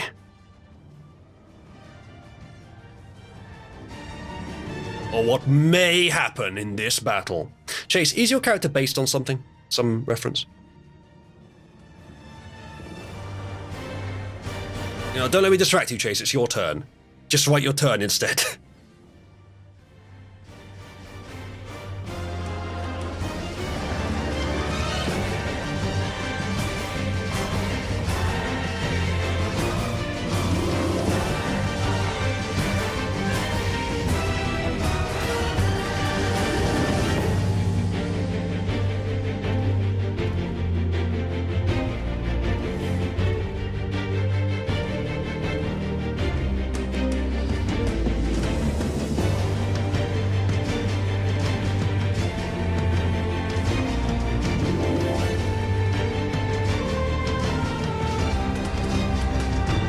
I think Chase wanted a double reward for this fight because he's confident he'll win, and 50,000 brings them a fair chunk closer to leadership.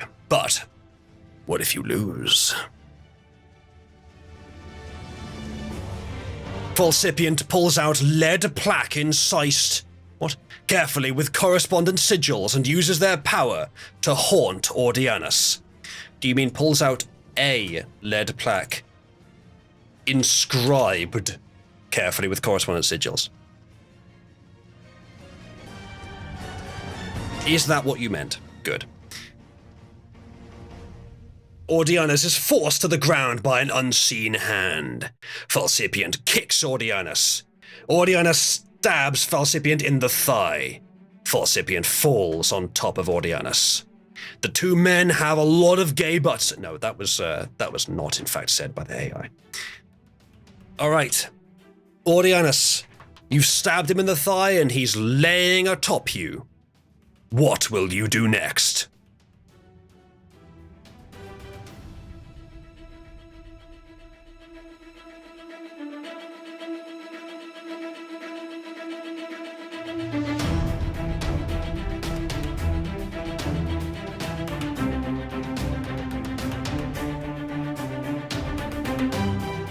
Plasma, I just want to make clear what you've just said.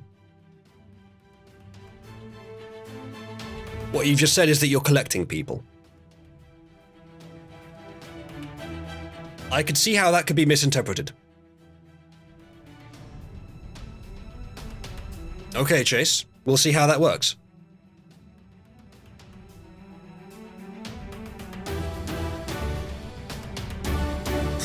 Ordianus grabs Falsipient's throat and attempts to strangle him to death.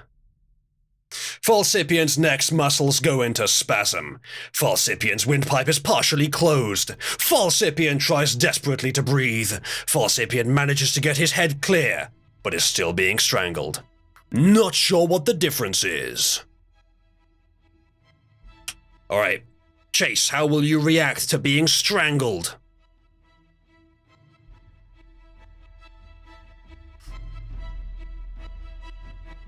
Plasma, unironically make a Cabal playing card game, or combat card game, or trading card game, or whatever.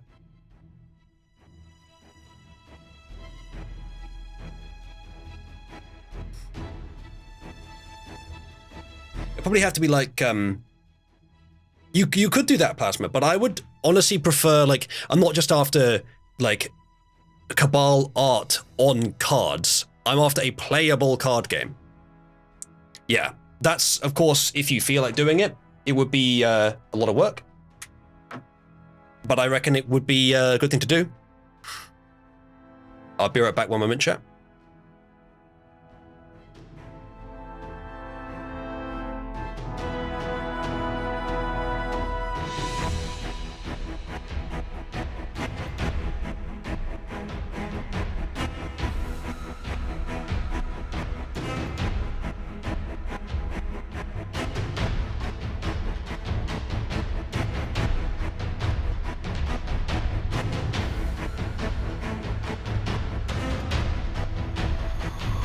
Well, Matthias, the game has to be realistic to get my endorsement, of course. Anyway, we did used to have one. Isaiah made one, and it was alright. I feel like either we could do better, or we could do with having one that isn't, you know, intellectually owned by someone that's not in the server anymore. Alright, Chase's turn. Falsipient pulls out a stone, encased with correspondent runes that serve as punctuation, protection, an illegal weapon, and a legal token. Falsipient is able to get his windpipe fully open. He's free of strangling. The match has a... No, it doesn't. What? It's entered as the last sentence there, something I told it to remember. Okay, we're going to continue from there. Falsipient strikes Ordianus, whose face is badly hurt and is now blind. He's unable to breathe through his nose, and his neck muscles spasm. Now suddenly Ordianus is back in the same situation Falsipient was in. It is now Libertine's turn. What will you do? I love the idea of Libertine and Chase just like slap fighting and then getting their hands around the other's throat and then getting free and then hands around the other's throat and then getting free and slap fighting again. That's kind of what's happening here. A language that makes no sense. Used in a match that has no rules, says Chase.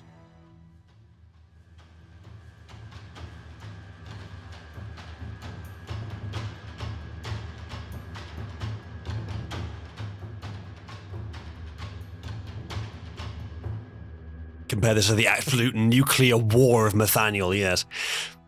Well, this one but they might go higher. Might go much higher.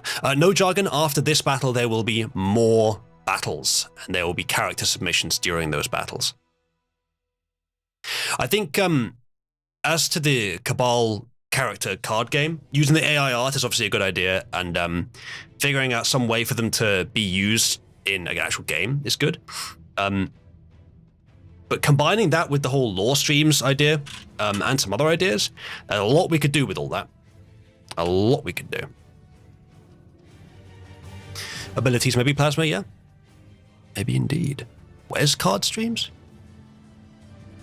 Oh, you mean like the Wes card streams as his ability, right? Okay. All right. Libertine, what is your oh, okay. Sorry, missed that. Ordianus casts Heal on himself and dashes for cover. His wounds healed. Ordianus takes shelter. Falcipient follows and attempts to catch Ordianus, who is now hidden in a crumbling house. Ordianus' neck muscles continue to spasm. But why? I think we're going to remove that, because you're not strangling each other anymore. You're physically separated. I'm going to do another one from here. Ordianus' vision is restored. From the healing, I assume. He throws a stone at Falcipient, hitting him in the eye. Falcipient is injured by the stone and retreats to a safe distance. Chase, you've just been hit in the eye with a stone hurled by your opponent who's taking cover in a building. What will you do now? While you decide, Chase, I'm going to take a quick 5-minute break.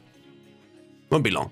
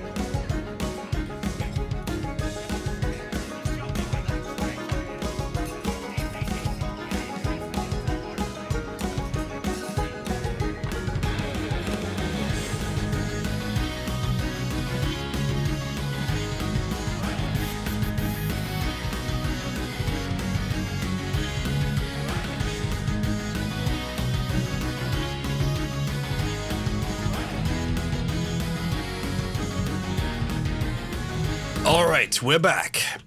Falsipient whispers dangerous words, hoping that their effects drag the realm of dreams into reality.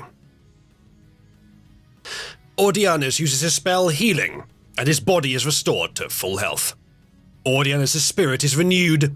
Ordianus sneaks around a corner and is spotted by Falsipient, who fires a spell. I like how it ignored your prompt. Ordianus' mind is temporarily paralyzed.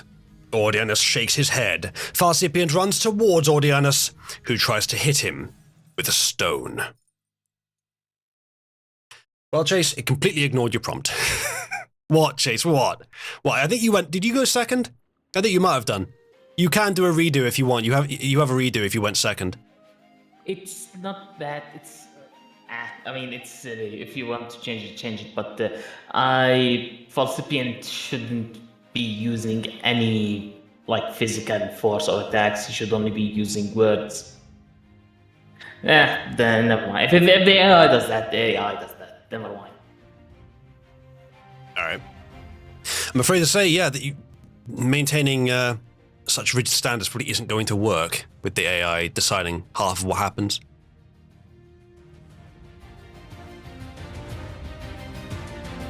Don't forget, Duck, that and everyone else is talking about the card game. Infinite Garlic Bread. That should be a power of some kind. Some Cabal actions like react, meme commands, end towers, etc. should be added. Should be action and non-person cards, maybe. Yeah, maybe. Yeah, you could have like spell cards, ability cards.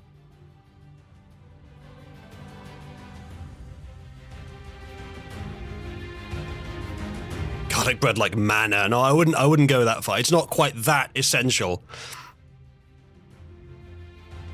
Ordianus waits for Falsipient to get closer, then casts Fireball. Falsipient is incinerated. The crowd cheers. Ordianus bows deeply, and the crowd roars its approval. Ordianus smiles and leaves the arena. Well, What? Redo? That's... not your turn. Yeah, fair enough. I did offer multiple best of 3. I mean... that's fine. It could just as easily fuck you over as the next guy, to be honest. No, never mind. I think we need, like, a bit more... like, not to ruin the fun of it, but I think we need to have it a bit more rigid rules in regards to that, so that instant KOs are not, put in. Yeah, well, that's what an actual rule set would be for, really. No, I mean, I assume you know Duck, but he basically had something similar to this happen, where he made it so that the rule of the combat is that, first of all, fuck off Kotrak. Second of all, he basically made it so that the fighters, it's not about, like, instant chaos. Instant chaos is not allowed. It's 3 attacks, and if the 3 glancing blows, if the 3 blows, like actual effective blows, hit, the champion is dead. That's how he made it. But, if that's the AI, I'm not gonna complain. If that's the AI who's gonna do it, that's the AI who's gonna do it. Good. I agree, it was sudden. But a lot of them did happen this way, and there are, I think, strategies that you can use to improve your chances. And you did pick a strange character configuration. I really should have applied the retry on that one, because it ignored everything that I did. It did, yeah. You tried to go with something very meta instead of something direct, whereas Falsipient was a wizard and he just cast Fireball and it just got lucky. Yeah, Sometimes the direct stuff doesn't work, but more often the indirect stuff doesn't, I think. It doesn't do what you expect. Yeah, it doesn't matter. Yeah, good game. Anyway, is this all? I kinda need to sleep. If you need to go, Chase, that's fine by me, but we'll continue the stream anyway. Alright, see you guys later. Good And, night, Chase. Libertine, this isn't over. But good game. Maybe once the Cabal card game is ready, you guys can have your next battle in that. That or I pull out or bites against them. Or Bites. Oh, fuck off. See you guys later. Good night, Chase. Well, Plasma, if you want to do that, you could add the bot to the server, I don't mind. Of course, I will control its permissions, but it sounds like all you need is read messages and send messages, maybe even just in certain channels. Yeah, that would be great if you wanted to do that. I'm sure, Plasma, that the lore thing that I'm putting together could be used in some way for your bot, or at least for the design of the game. I wonder if you could have a card game that generates new cards automatically. Don't know if anyone's done that before. Before I leave, I just said it earlier. I want to have Libertine. Double or nothing. Chase has offered double or nothing to Libertine. Which, wouldn't that be the wrong way around? Wouldn't you be going for like... No, I mean, if he wins, he takes 10,000. If I win, I take 10,000. But if, you know, but it's double or nothing. No, it would be double or what's already happened, basically. Oh. So either he gets 50,000, or sorry, 5,000, or you would double it and go again. Okay, I thought double or nothing is basically given by the loser, the winner, telling him that let's try this again, but we put in more. I think it's the winner says that to the loser, but I know what you meant. Okay. I know what you meant. Yeah, so never mind then. See you guys. All right. So, Libertine. 5,000 User coins, or Amuleth, and 2 other causes of your choice. What will they be?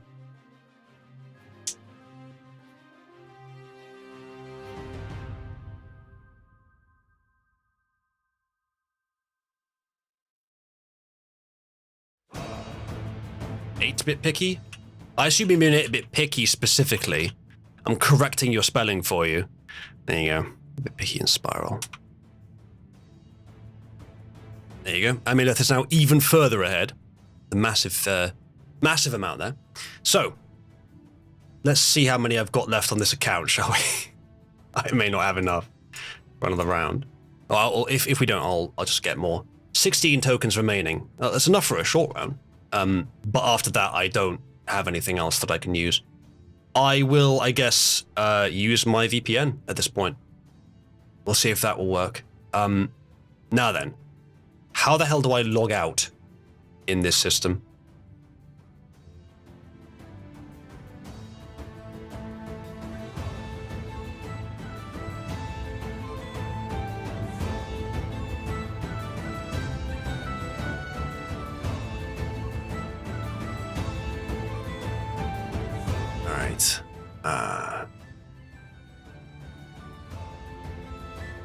That makes it very difficult to log out. I might have to forcibly log out somehow. I don't even know how to do that.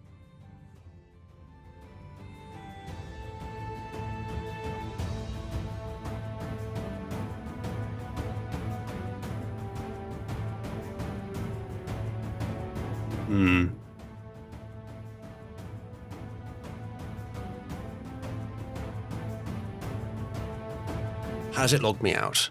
Hard to tell. Let's connect to the VPN and reconnect to this. Hopefully everything that's current...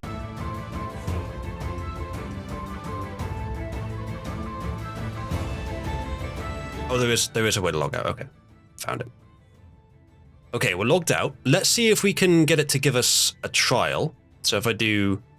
Let's go to this story. I should go to test. We do have 50 generations, and if I click on send... Yes, it works. Okay, so I am now connected to Novel AI through my VPN and can do that trick again where I can give myself trials, but I probably only have still have a limited number with a different with the same IP. So, in that case, we will create a new thing. So, all right, chat. Give me a second to kick my dog quickly. I'll be right back.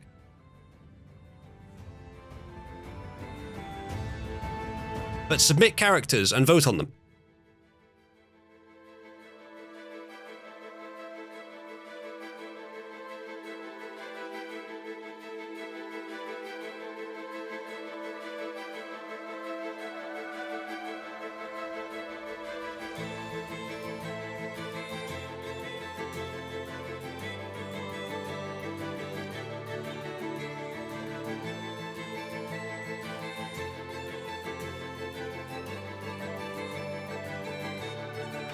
All right, I'm back. Chat, submit your characters and add votes onto the posts which had the character you want to see fight. Vote on your favorites, and the two with the highest votes will fight in the arena. We have from Pigsty, Fishsard, a wizard who has studied the pond for years unimaginable, who is capable of conjuring the sharpest and fastest fish from his pockets.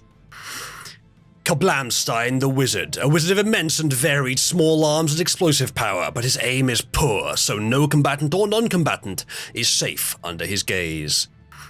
Samurei, Afro-Ronin samurai, master swordsman, patient, armed with a magic Nodachi longsword, philosophic, from the hood.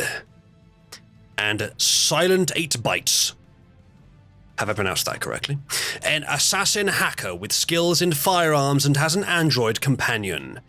Not allowed to bring in companions or minions or anything else into the arena. We're going to have to change that. She is able to activate thermo-optical camouflage and use her sniping ability. Alright, chat. You have been voting. It looks like it's going to be Enigmatic versus 8-Bit. Which house are you two in? Cauldron and Amuleth.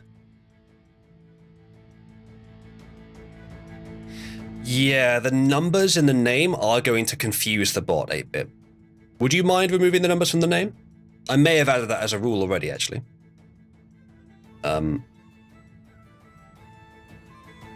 Yeah, I did. Well, at least I added it in my text document. Did I apply it to the channel?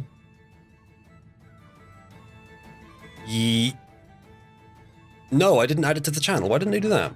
Alright, well then I apologize, but that is supposed to be a rule. So all the way down to there.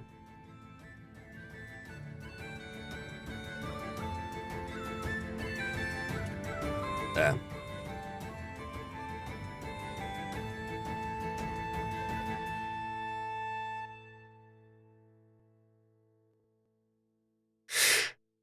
Alright, 8-Bit. That works. Do you mean silent? You've written silent.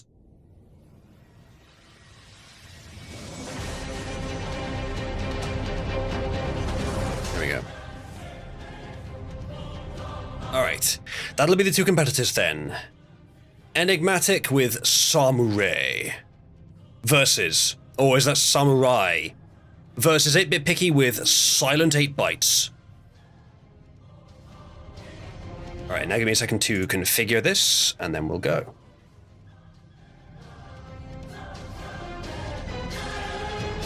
Alright, so that's going in there.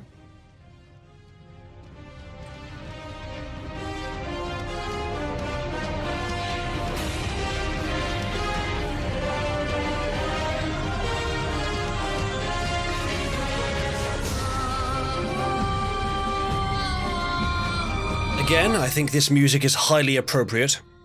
It matches the incredible scale and importance of what we're doing here. Would you not agree? All right. The characters are in. Let's just put them into the overlay as well. The images.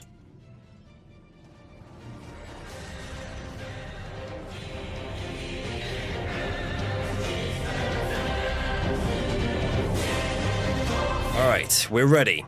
Oh, except I need to change this now as well. So it's Enigmatic versus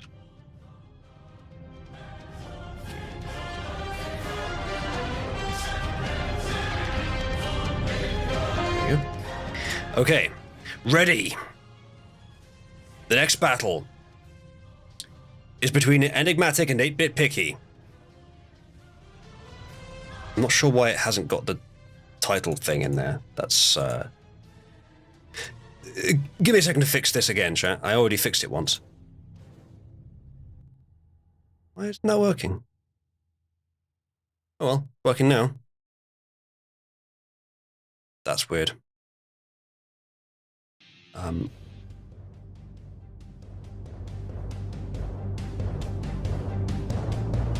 well.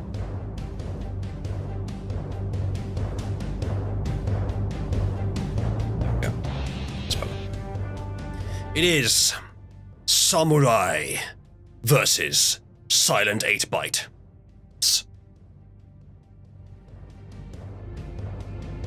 The battle begins. How is it moved again? I don't get it. Maybe it's because it's a trial, it moves it down. Well, if that's the case, we can just do that. We'll have to change it a bit.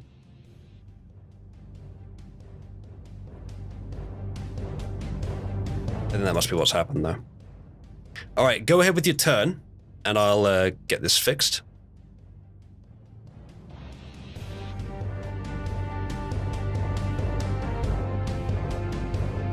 Okay, that's good.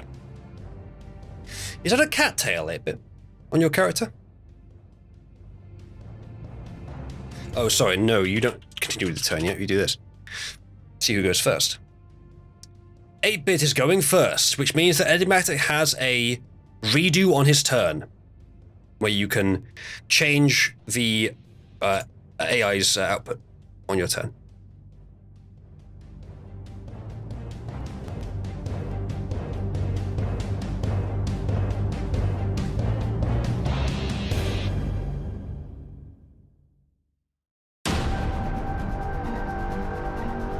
So, we await 8-Bit's turn. What will you do, 8-Bit? You're in an arena, flat sandy ground like the ancient Colosseum. There is a ruined town in the arena to give some variation. Your opponent stands across from you. The battle has started. What is your first move?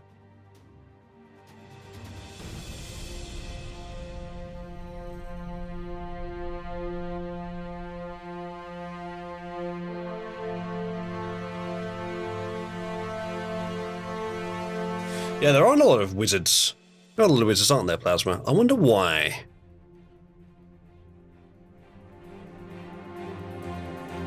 I mean, I am flattered, but you don't all have to copy me.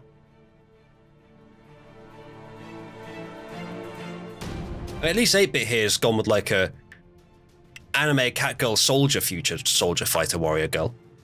So, you know. It's a little bit different.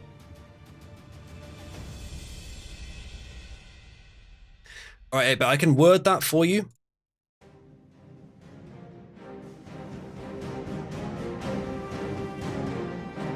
Scans her opponent for visible weapons.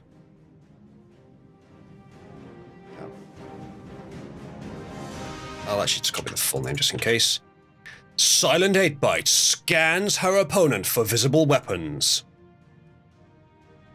Quote, you better have more than that knife, pal. This is no easy death. You ready for it?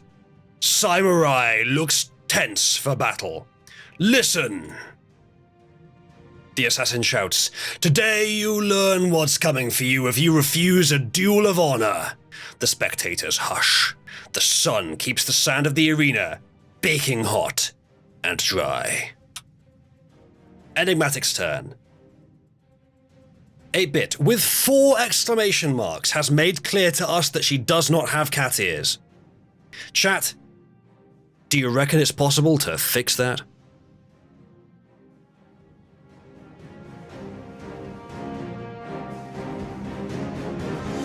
I know that that's an alien concept to you, Sport, but yes.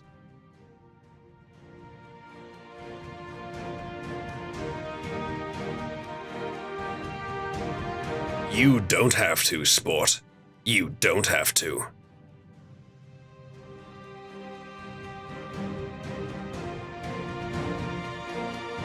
How will Enigmatic respond?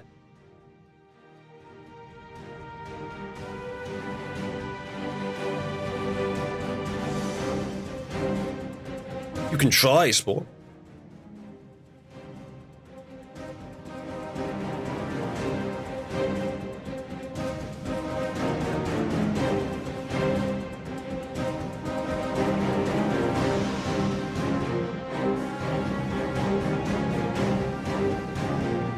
It is true, Sport.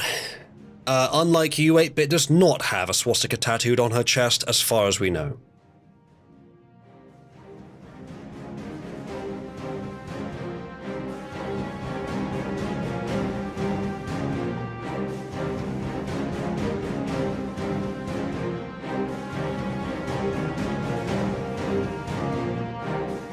Well, Sport, that would explain all the gay butt sex you were doing.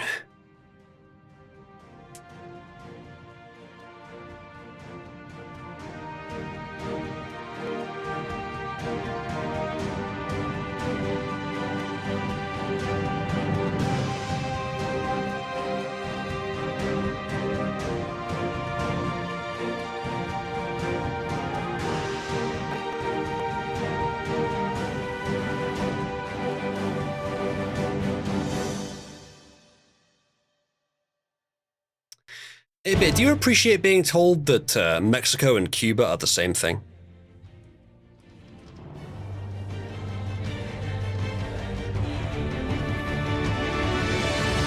Well, she doesn't mind.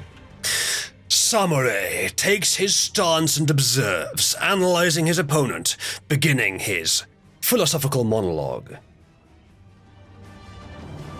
They said when all is done and the day has begun, that which is known as past was once, it seems. Before now there were many things unspecified, so let that past be known as being the eternal present, without the need to hide. Nothing may be cut or left behind.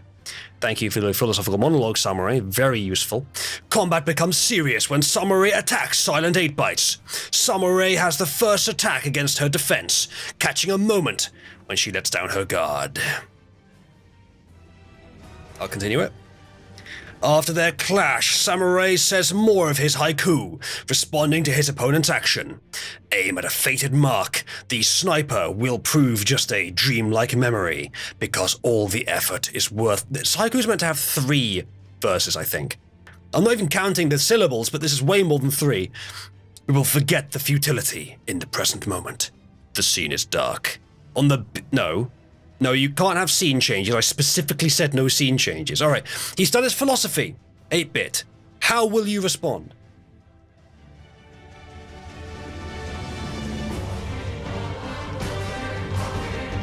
Yes, Doc, I think it is 575. You should think it was 353, but that wouldn't give you much space, would it? No, I think it's 575, you're right. I don't think these are anywhere near haikus. Maybe some of the lines are, but they're way too long. Haikubaru. Just kick him in the nuts.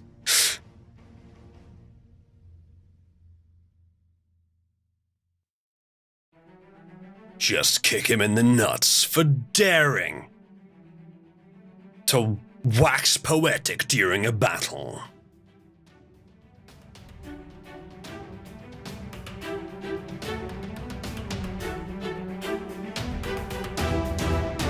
Well, you might do Sport, but no one would ever vote for your character again. Then again, the AI might make it more interesting.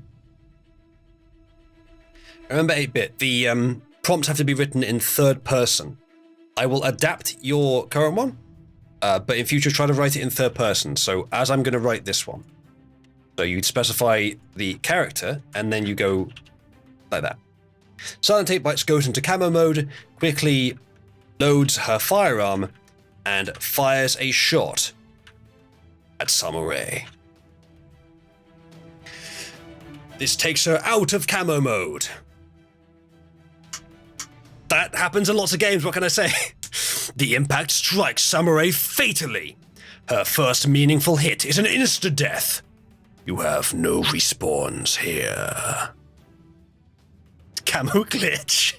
Yeah, that, you roll behind a wall, activated camo, shot, which deactivated camo, hit them in the head and they fell over dead. Short battle. And maybe a bit bullshit as well, but, well, it worked. You tried, Enigmatic, the new strategy of philosophy.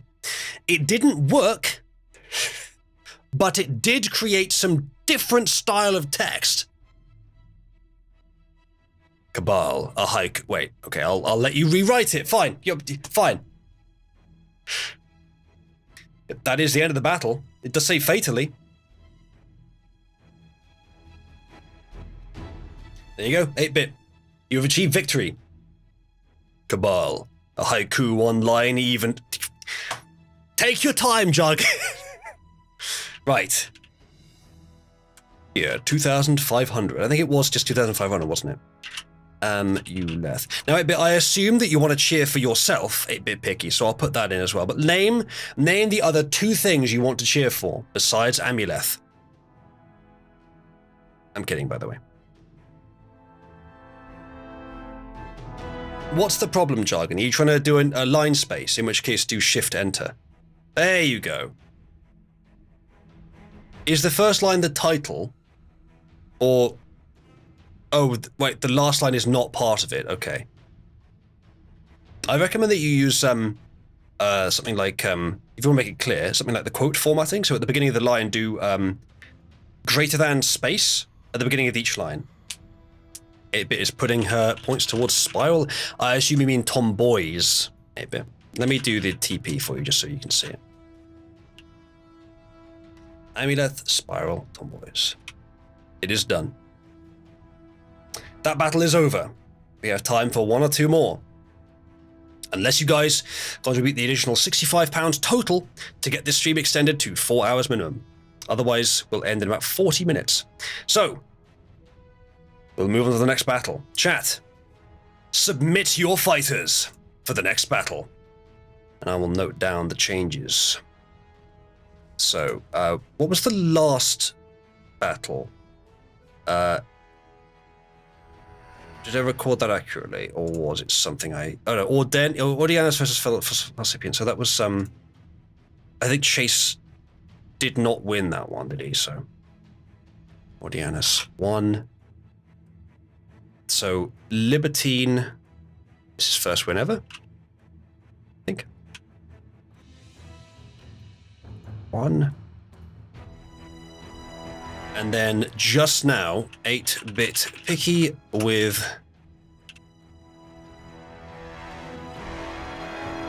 Yeah, that is done. Alright, chat, submit your fighters and vote on the fighters that you want to see. Good night, Duck. Malcatillo, I challenge you to write a mini haiku. 1 syllable, 2 syllables, 1 syllable.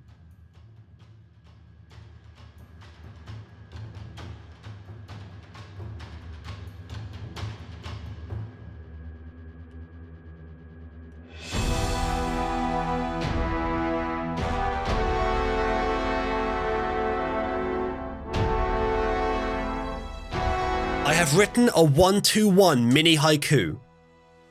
Ah, niggers. Shit.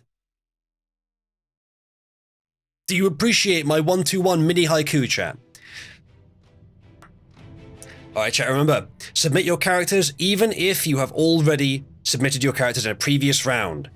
They need to be submitted for this round and then vote everyone on the character that you want to see competing.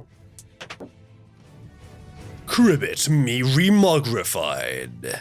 A mechanical frogman hybrid born out of the thunder and lightning of battle, armored with carbotanium, who contains an acid launcher and a 150-watt offensive laser. 150 watts not that much, is it? Well, maybe it's all, if it's all in a laser. That is Pigsty's character. Yes, 8-bit. Alright, let's see who else has been submitted so far. Mandem? A poet of rhyme and crime uses his magic to make and take. His lyrics of dope leave no hope. Wielding a gun to have fun, his skill can kill. You may in fact influence the AI to write in prose if you do that correct. Yes. Mandem. What's that name from though? Emende. Oh, gotcha. Danish jargon. Kablamstein the Wizard, a wizard of immense and varied small arms and explosive power, but his aim is so poor, no combatant or non-combatant is safe under his gaze. All right, chat. Submit your characters. If we run out of character submissions, if we have less than 2, say, then we will end the stream early.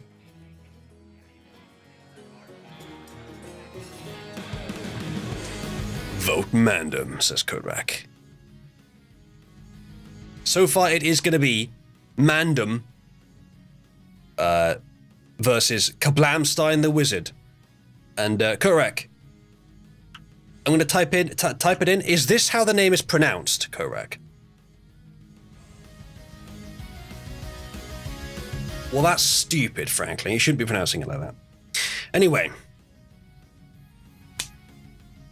It looks like a 3-way tie. I don't have anything set up for this yet, but I kind of like the idea of doing a 3-way battle where we just take in turns 3 people around the table.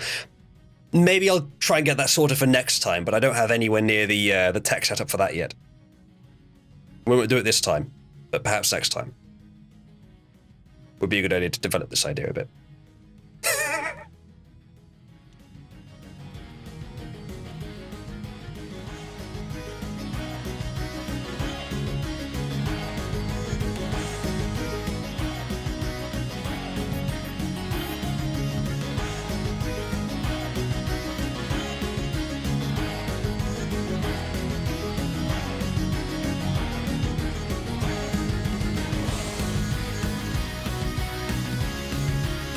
Big Sly, do you know what the Devil's 3-way is?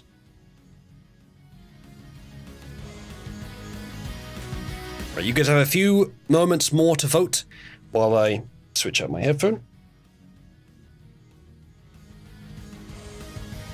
He does not know what it is what he would, I'm sure, like us to assume, but I'm sure he actually does know what it means. And the reason that he's saying no comment is because he's actually done it before. Pixie, would you like to confirm that? Again, failing to comment implies that you've done it. Denying it implies that you've done it. Admitting that you've done it implies that you've done it.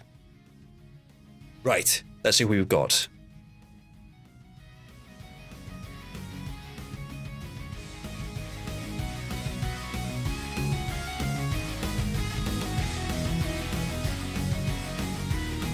Okay, so it's going to be Kablamstein versus Cribbit.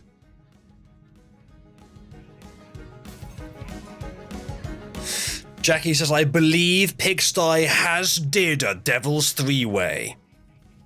Quality of her English aside, or whoever its English aside.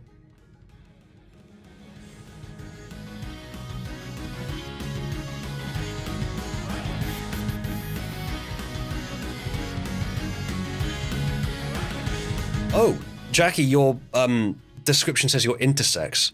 I see. Well, that is different than trans, genuinely, so. Didn't know that. Die says bigger tits. Do you want to come on the stream and commentate?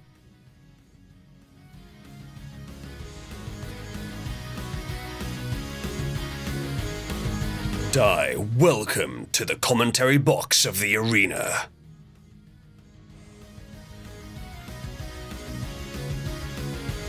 Alright, give me a minute, Jargon. I'm just setting up your character. Hello. Hello. I'm not really sure what you do with these streams. That's fine. You'll figure it out quite quickly, I think. Alright, chat. All I know is I'm going to be giving extra points for any, tits. Let's just say, Urza-esque physique. I believe you. Alright, I'm just now setting up the next battle. I'm gonna... Alright, there we go. Kablamstein. Oops.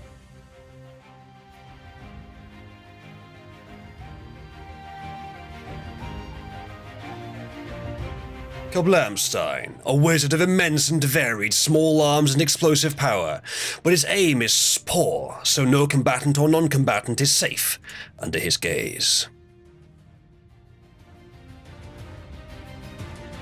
Versus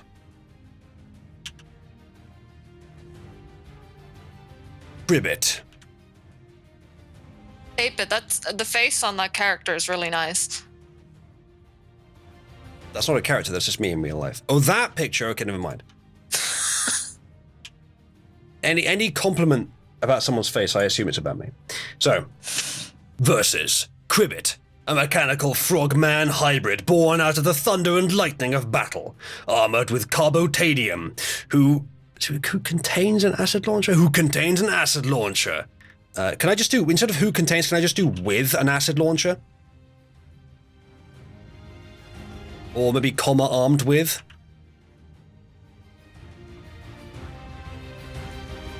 Oh, is it they give you prompts and you do the AI art, is it? No, this is not for generating AI art, Di. This is for okay, fighting AI art. You see? I remind you, chat, that if you win a round, you can use that character next round. If you lose a round, that character is out for one round. So 8-bit, you could have played this round if you wanted to. I don't know, 8-bit, those tits are pretty big. They're not quite Urza-esque, but they're sizable. Yeah, they're like, I would say they're medium. Not in real life, they wouldn't be, I don't think. No. But this is what I'm saying. Like for anime-esque, they're medium. Yeah. Blamstein versus. Oh wait, no, that's not the. That's the fucking name of the player. So. English jargon versus Pigsty. All right, are you ready for the next battle? Indeed. It's broken again. How has it broken again? How many times do I have to fix this? Oh, I know why. Because I fixed it the other way.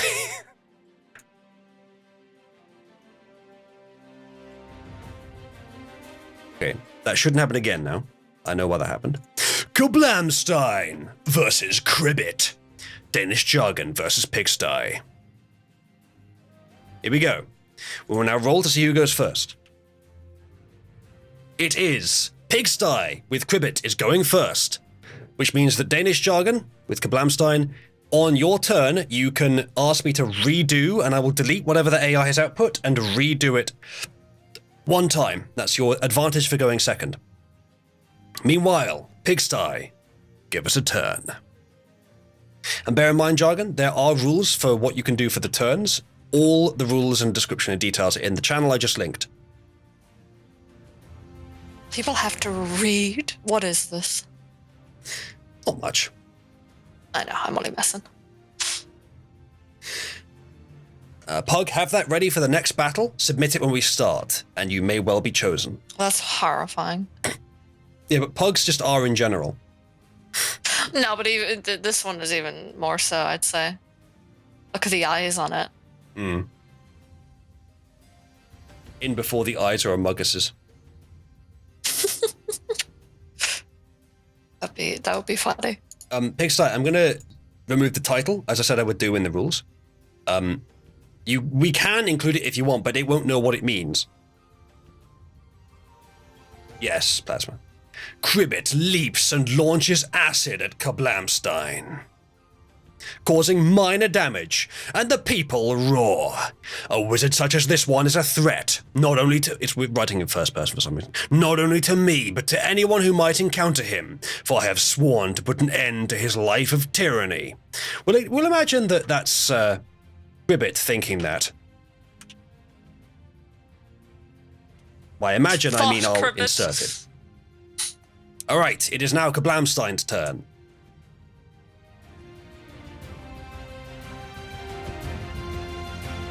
Cribbit doesn't like magic, says Pigsty.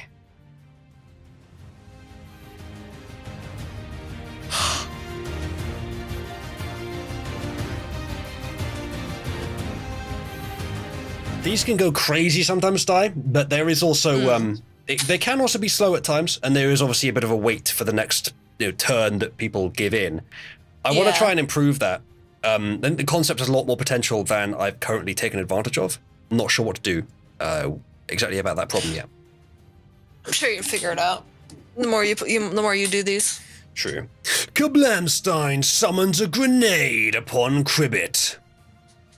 I think the summoning is okay, but you can still get a chance to dodge it. Who was frozen in fear that he might be affected, but he is shielded by his mighty carbotanium. Noticing that the grenade's fuse isn't lit, Kablamstein foolishly hurls the explosive, creating a distraction. You didn't specify that it was an armed grenade. What is wrong with you? And the AI noticed. Wow, get fucked, bro. Your turn, Cribbit.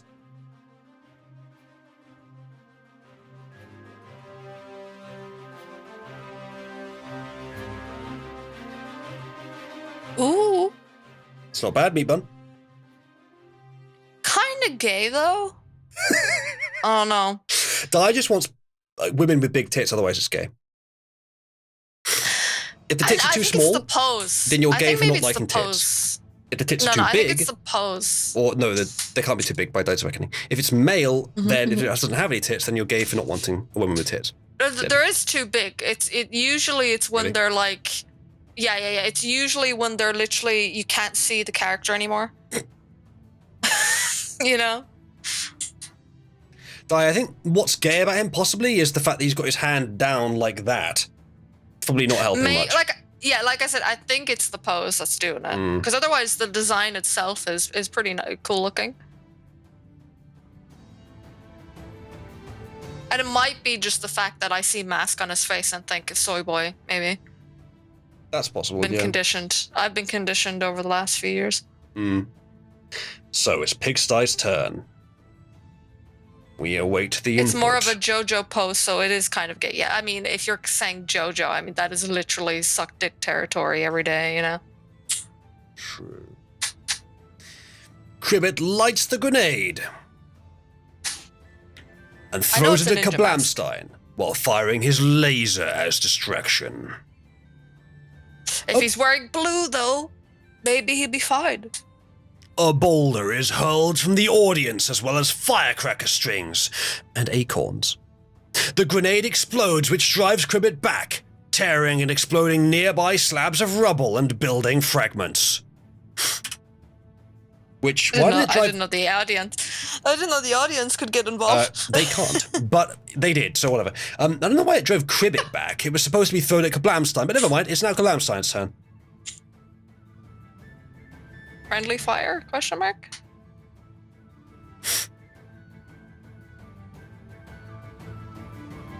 Do me, Ben, I can't see you anyway.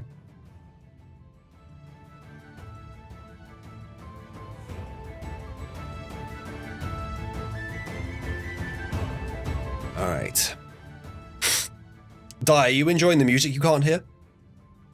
Oh, I did hear it in the room. I will say it was kind of loud, but I think that's just like when you stop talking, it Yes. gets increasingly louder. Yeah, so I think Yes. that's what it was. Chat, press 1 if the music level is about right in terms of both when I'm talking and when I'm not. No. When you talked, it was like you were obviously louder. So it was just when Yeah. you went quiet that it was kind of jarring hearing it go up so quickly.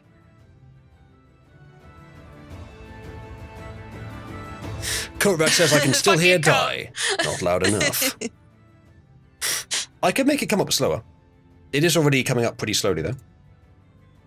Yeah, it's just it might have been me. It's probably fine. So it waits for 1 second after someone stops talking, and then it takes 2 seconds to climb back up to normal volume. Yeah. I'm going to add a little bit onto both of those. No, that didn't work. So 1.5 seconds, it'll wait. 3 seconds, it'll fade back up.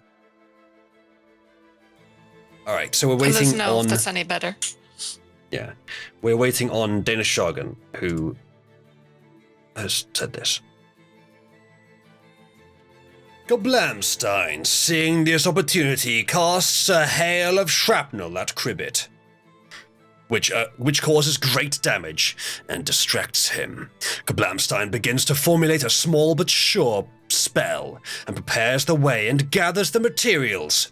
This could mean certain doom. Crabbibit?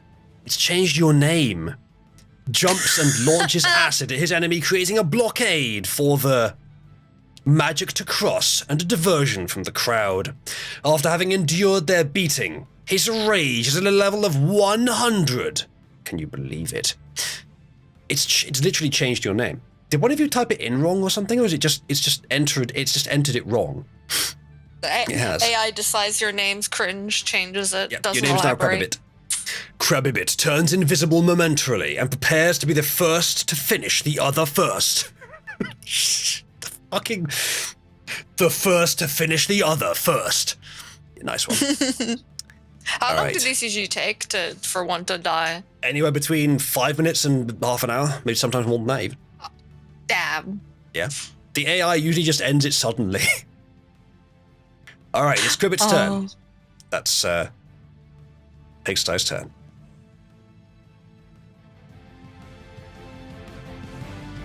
Cyberfrog. Cyberfrog. You made it sound gay.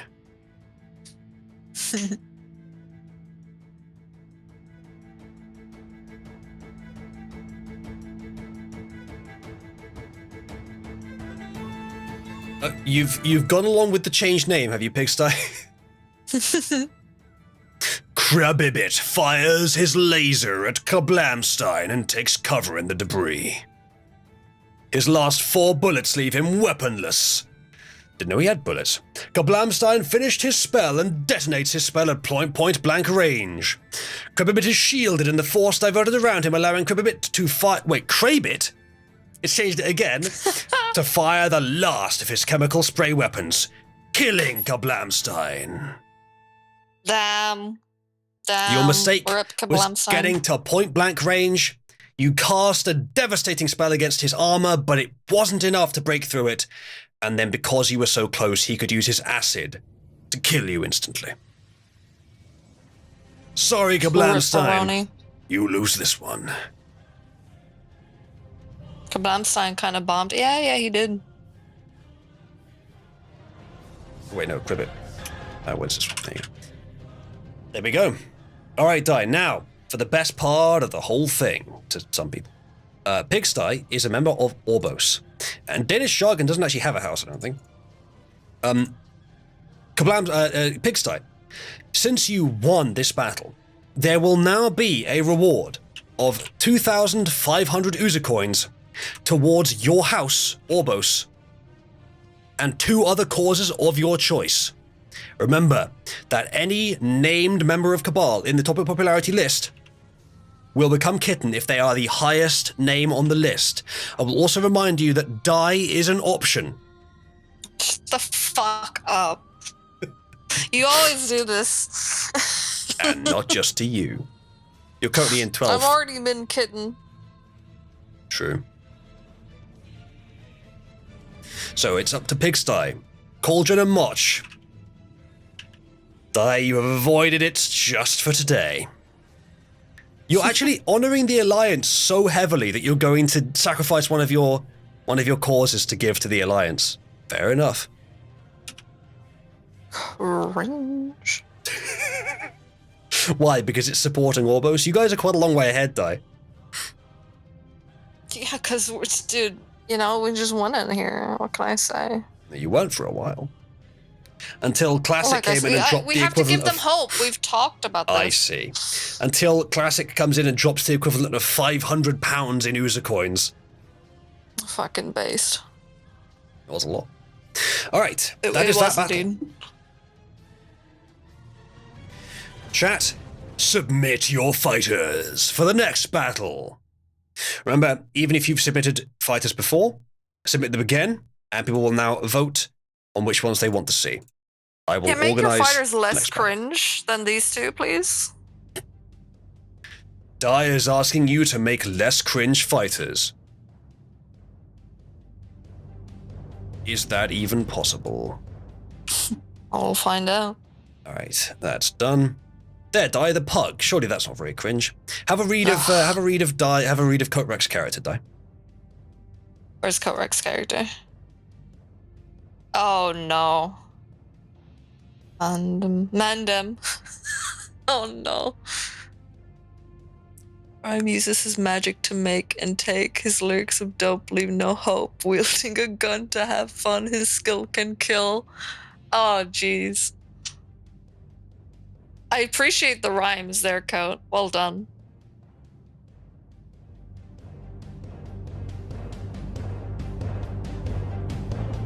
Oh, Jesus! Fuck. Is she that horrifying to you? Dude, her skill is like anyone she knows just magically commits suicide. Basically. Chat, remember? Vote with reactions on any fighter you wish to see in the arena. You can vote on multiple fighters, and anyone can submit multiple fighters as well. And the two with the most votes will compete in the arena.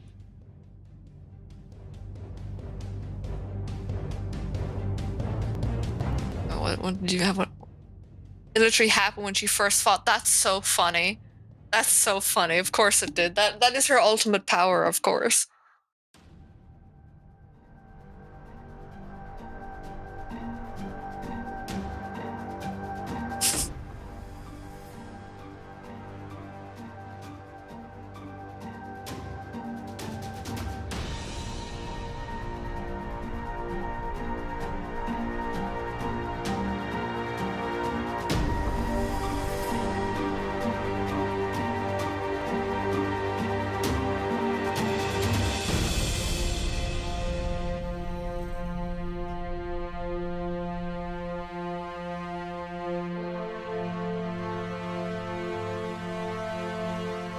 Alright, we'll decide who is going to go in very soon.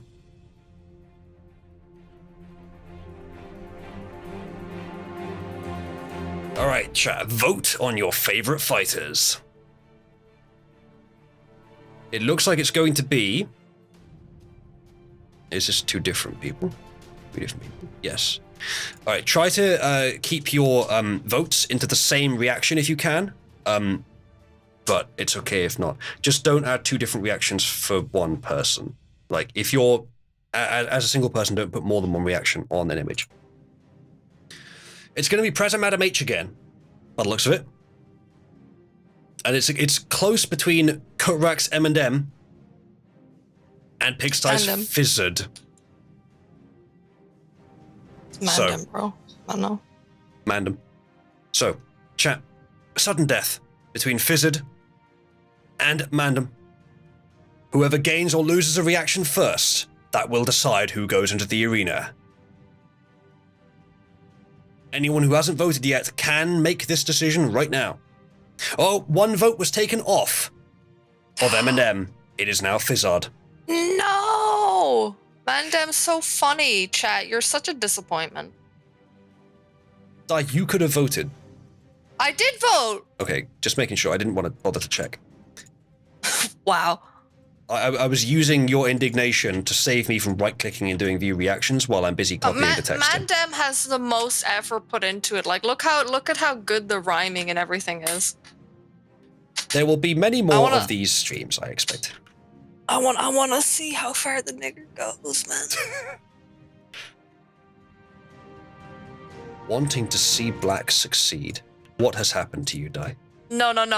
That's the best thing. Will he succeed, or will he immediately just accidentally shoot himself in the foot or something? That's I want to see what the AI does with it so bad. All right, chat. Are you ready for the next battle?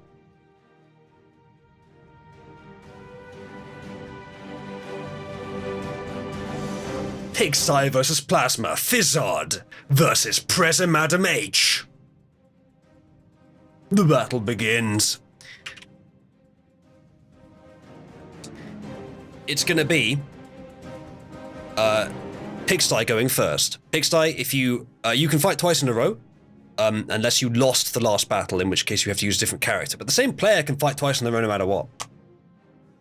I don't mind that. So it's Fizzard versus Professor Madam H. Pigsty, playing Fizzard, goes first.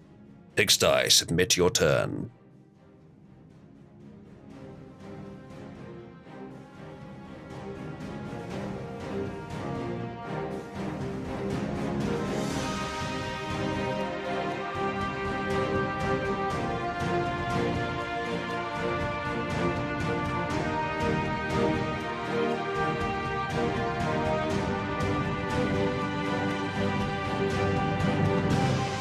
Fizzard hurls an enchanted swordfish at Preza Madam H. She somersaults through the air and swings her gigantic sword around, slicing the swordfish in two before landing on her feet, tainted in a puddle of fish juices. The audience, satisfied but not greatly impressed, cheers. The opening salvo. Wow. Defended against.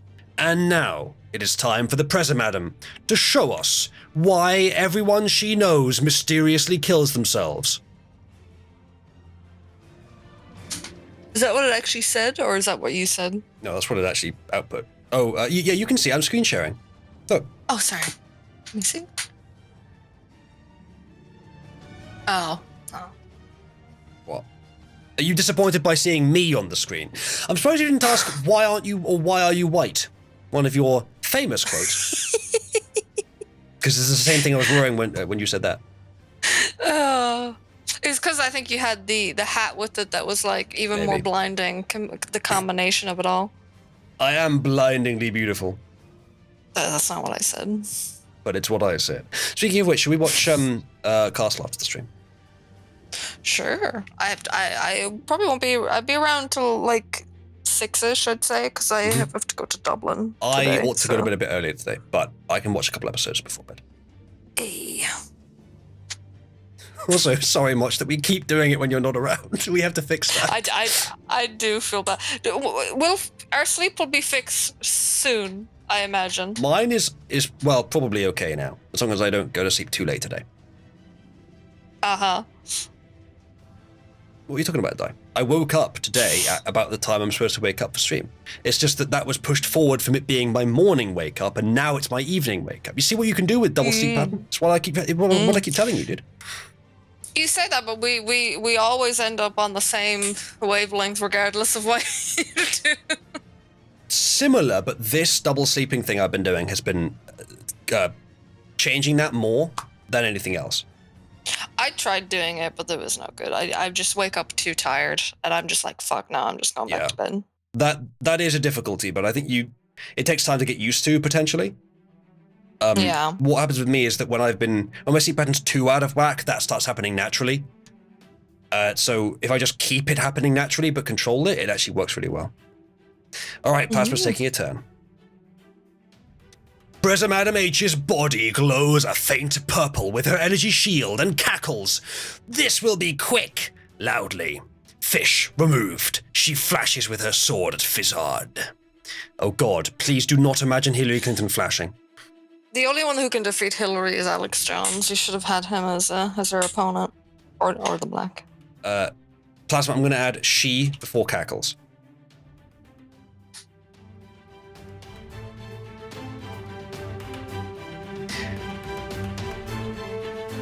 He quickly reacts with his own arcane blade, and they exchange hundreds of blows. True anime style. Preza Madam H showing no physical strain, Fizzard starting to show signs of fatigue. Even though Fizzard is a formidable opponent, Preza Madam H quickly manages to make him kill himself. Should we continue with that? It looks like it's about to set up for a too-quick victory, so I'll continue from here instead. Neither of them appeared damaged by the impacts. A deep roar blasts from a hill beyond the ruins as the stone obelisk containing the elder god Foomsot topples over towards the arena. What could it mean? Very tempted to delete this because there's something happening outside the arena, but let's see what happens. Maybe it'll forget about it. It is Fizzard's turn, Pigsty.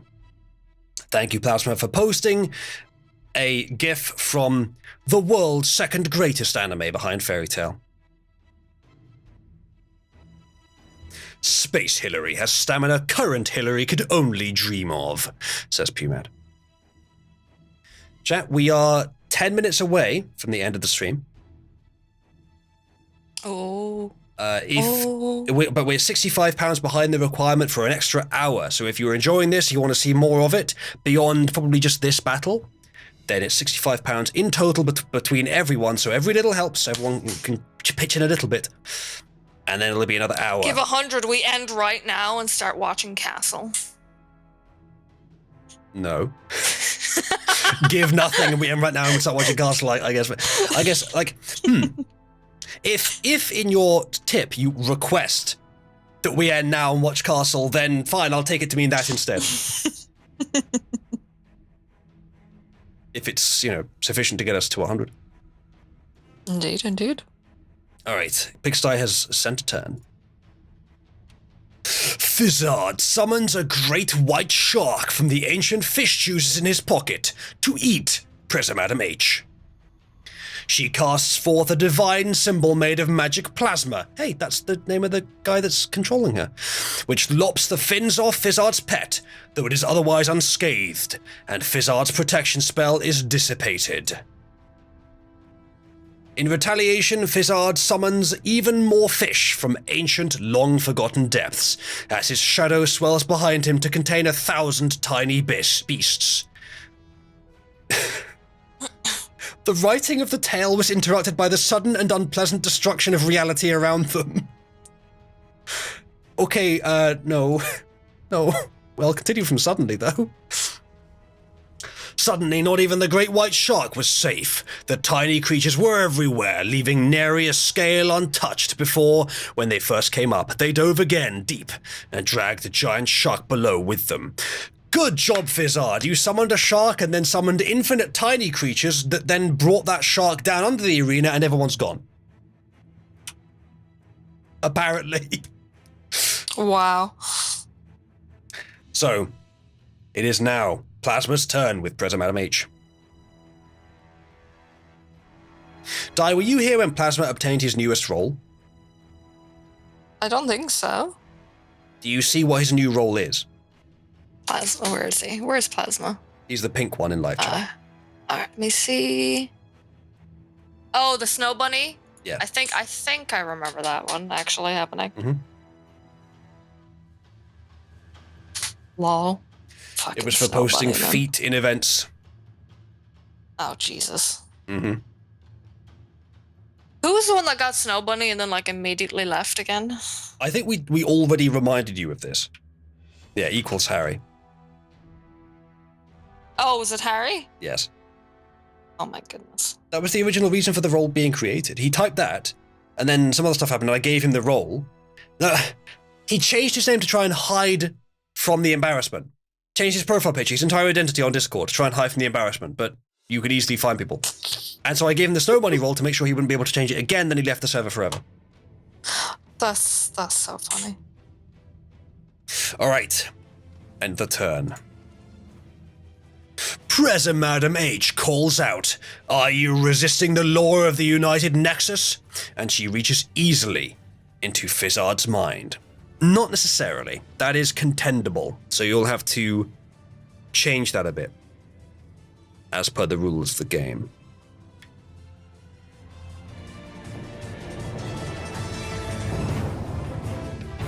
I'm going to put Reach's awards. Is she psychic? That's how she magically gets people to kill themselves. Is she reaches into their mind and takes control of them like a fucking parasite.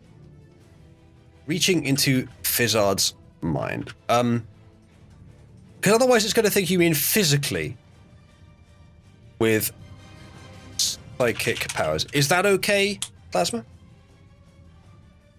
Or should we do psionic instead of plasmic? Or, sorry, psychic. Psionic or psychic? Does not matter. Psychics, it's like to understand that more.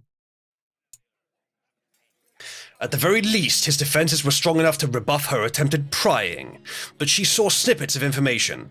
This was not Fizzard, but a member of the Cabal, responsible for summoning the Elder Gods. I don't know why the Elder Gods are involved, but there is a Cabal, apparently. Let's keep going. After many other attempts at breaking into Fizzard's mind through mind bending, the sand around him began to sprout black stalks of vines with skulls and bones hanging from them. Kind of base, but I don't know why. Alright. Fizzard's turn. Now, Pigsty, your turn.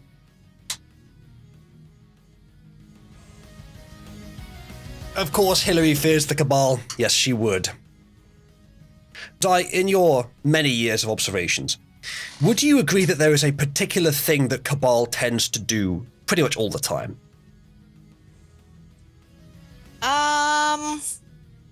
This is a simple question with a simple mimetic answer. Sure. There are clues in the chat. Ellipses.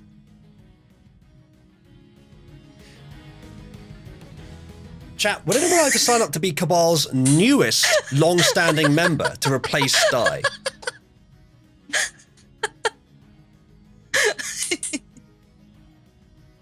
Di, are you pretending not to get it? I know what you mean.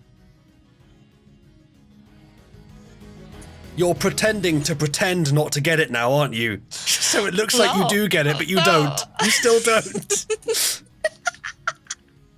No, I do get it now. I do get it now. Well, because he told you the answer. Yeah. That is true.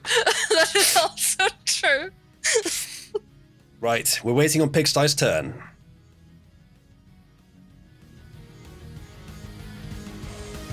Man, you know me too well. You know me too well, man. Apparently you don't know Cabal very well. It's not that, it's just I'm just retarded. I see.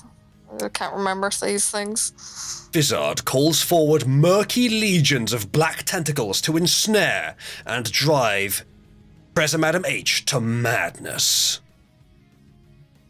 And sadness.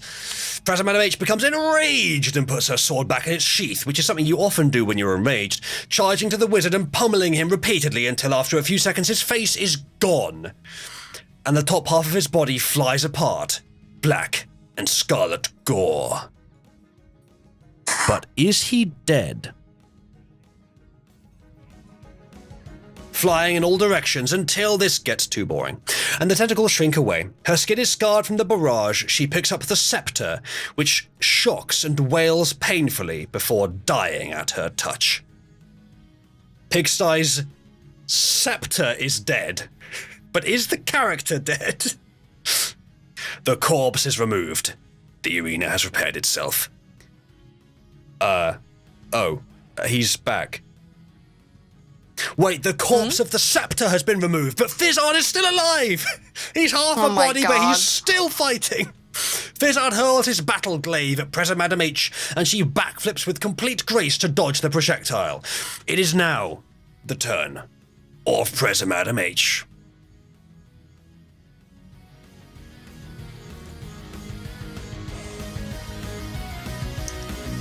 It was sort of over.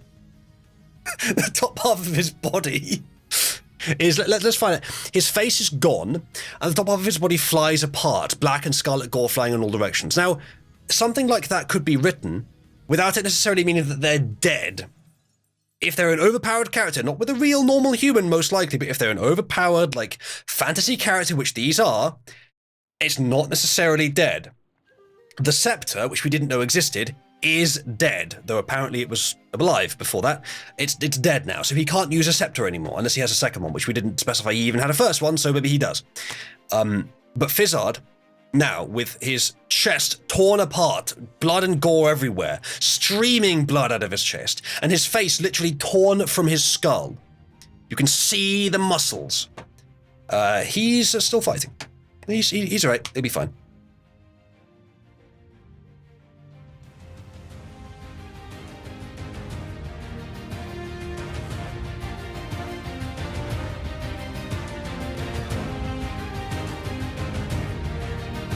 Did the AI misspell pummeling? Oh, it's given its own bloody... Okay. Yes, it did. Yes, indeed it did. It is now Plasma's turn.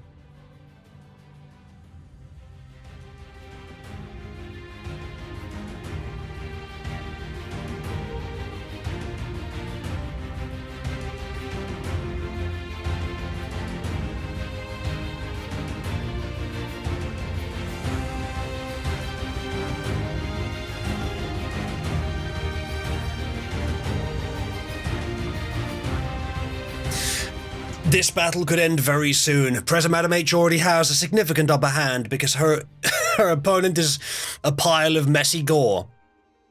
But maybe the body is just an amalgamation of fish, and so it really doesn't matter. We really just don't know. President Madam H unfolds one of her arms and reaches out, pushing at the remaining parts of Fizzard's body with psychic powers. One finger is capable of such force to lift and throw a boulder.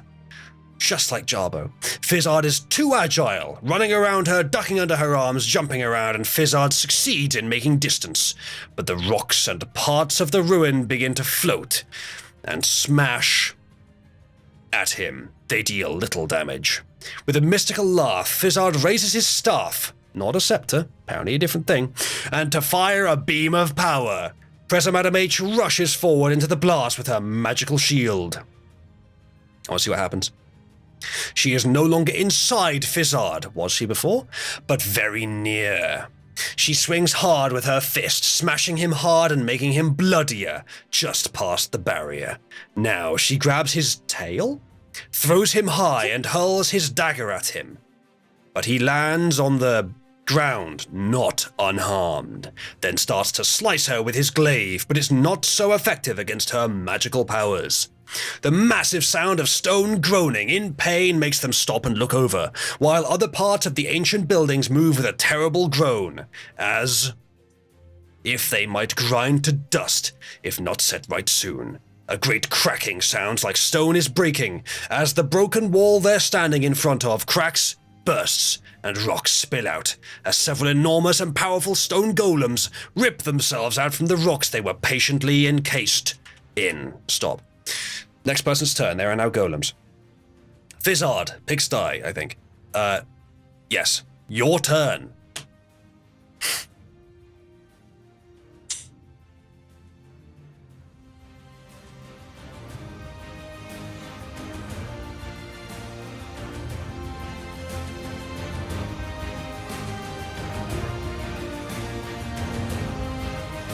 Oh my god. Okay. So, this battle has been a long one. It seemed briefly that one opponent was mortally wounded, and yet he continues to fight. Clearly, some greater force drives him forward. Cthulhu. What? Nothing. Okay. Is that your turn, Fizzard? Pigsty? It's quite a long one, is all. Fizzard is granted the boons of the old gods in order to continue the preparations for the end of man, and casts a plague, except spelled correctly, of eldritch barnacles upon President Madam H and the golems to render them to his will. Can I replace is granted with calls upon, because that implies that you already had them available? Calls upon the boons of the old gods. See, this is your liking. It's got old gods in it. Yes. In order to continue the preparations for the end of man, and casts a plague of eldritch barnacles upon President Madam H and the golems to render them to his will. Watch her bring Satan in, though. True. President Madam, well, less so than Hillary does. President Madam H has the High Priestess psychic powers, not to mention her arcane blood magic. I can believe that. And uses one, first destroying a golem with psychic amplified punches, which made it shake slightly, and cracks appeared on its rocky exterior. But it was too large and tough. She channels the power of mind, infusing her fists with the might of the psionically gifted, and even being able to fly because of the superiority of mental over physical. It is with one more mighty thrust, she completely obliterates the golem, with its brain Pigsty, if you want to replace this, who went first in this game? Oh, you did, I'm afraid, so we have to continue with this. With its brain being rendered into a paste, and the rock having crumbled apart from the shockwave of the impact. For each second, many more barnacles are seeping out of the cracks in the ground where Fizzard has cast his curse, and it reaches to both the golems, starting to grow and crawl onto them, starting to overwhelm their surfaces. Seeing Fizard flee into the arena, they become restless, confused, and have trouble with the thing now growing all over them, when the priestess comes rushing after him, forcing them to follow. No idea what all that means, that last bit. Fleeing into the arena, you're already in the arena. But never mind. It is now the turn of Presa Madam H.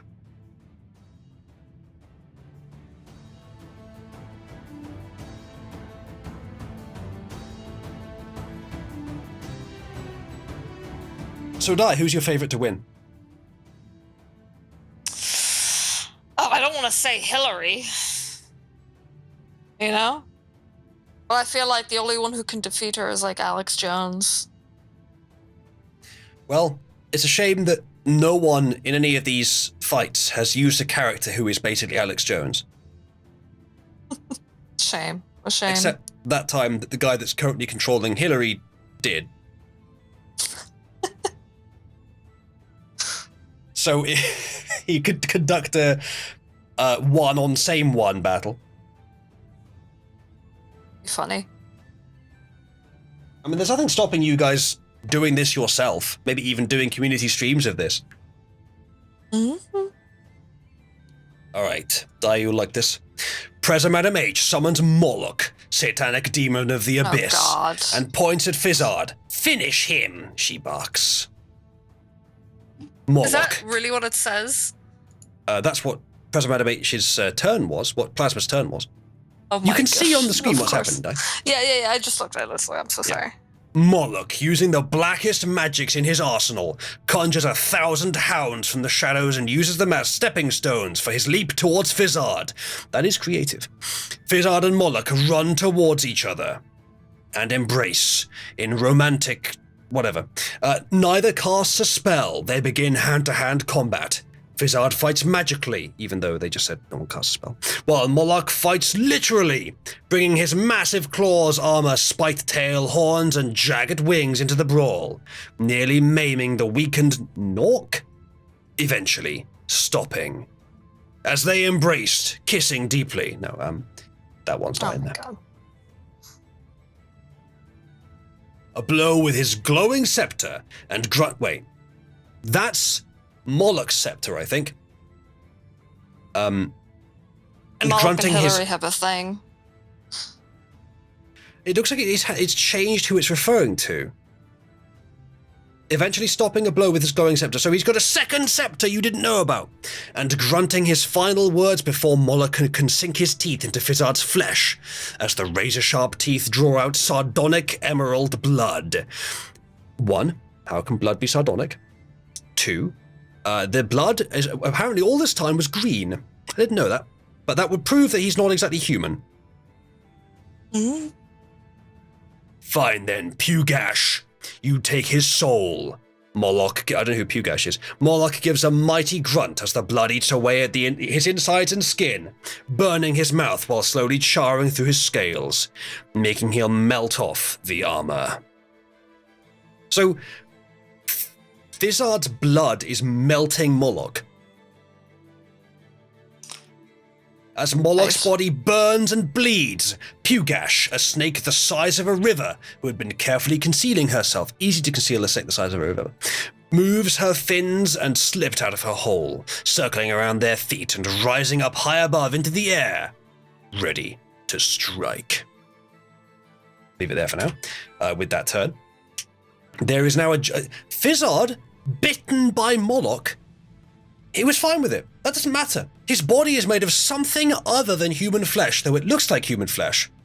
It's made of something with acidic blood, and that's dissolved Moloch to the point of inoperativeness. However, Moloch summoned another character, Pugash, a big snack, who is now coiling around ready to strike. Who knows who that snake will fight for?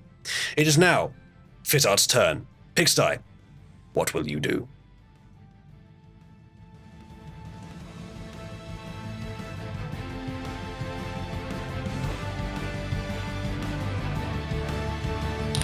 What will you do? Melchizedek, if you want to participate, this is the channel with the details.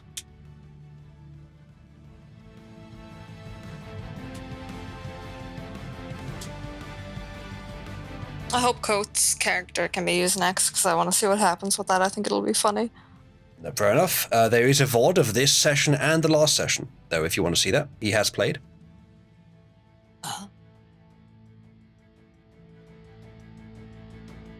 When this battle ends, chat, we'll wrap up the stream. Such. Unless enough is contributed. Fizzard calls upon Cthulhu for strength beyond eternity to bend his opponent's minds to madness. How is Hillary even still alive, by the way? And desperation while simultaneously... Wait, you mean the real Hillary? Orphan blood. And desperation while simultaneously holding every card known to the cosmos, and proceeds to summon feral bats from the deepest, darkest heart of the nether realms, where the horrors of our imagination can never imagine nor even come close to what lies there. This AI really likes bats. It's the second time in a row it's done this. Not in a row, but second time today.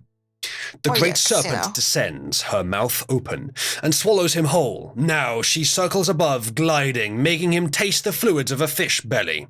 She eats the few rats that run in from the walls, with him inside. Fucking Fizzard has been eaten by a giant snake. But will it be enough? Eventually, the enormous serpent puked him up, and Fizzard fell into the cobblestone, in quick succession as Presser Madam H finally reaches him, nearly touching him before he takes one strong swing that knocks her several meters back, and a thick fog cloud floods the arena, summoned from the foglands where dreamers drown. Using its power, he removes any sight of him as he quietly stalks towards her. What will it be, huh? Where is the master sorcerer now? She taunts, holding her sacred dagger and swinging it frantically to stop the swarms of feral rats who come close. But they bite her legs and arms, ripping little pieces of her skin to shreds. It is now Presser Madam H's turn. Your opponent, eaten then puked by a giant snake, has now descended into the newly forming mists of the arena hidden from your view, and you are under attack from rats summoned from an unknown source. What will you do?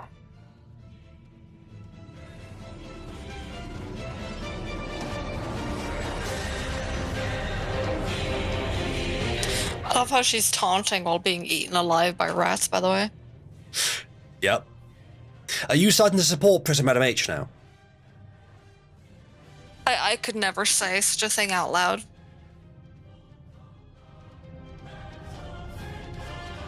Dai, have you noticed that Plasma kind of likes these games? I couldn't tell.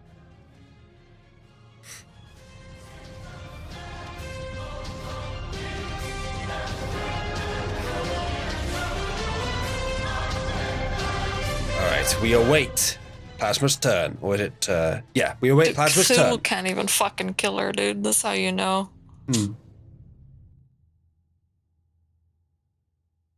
They're probably homies as well, so that's probably... That's probably true, yeah.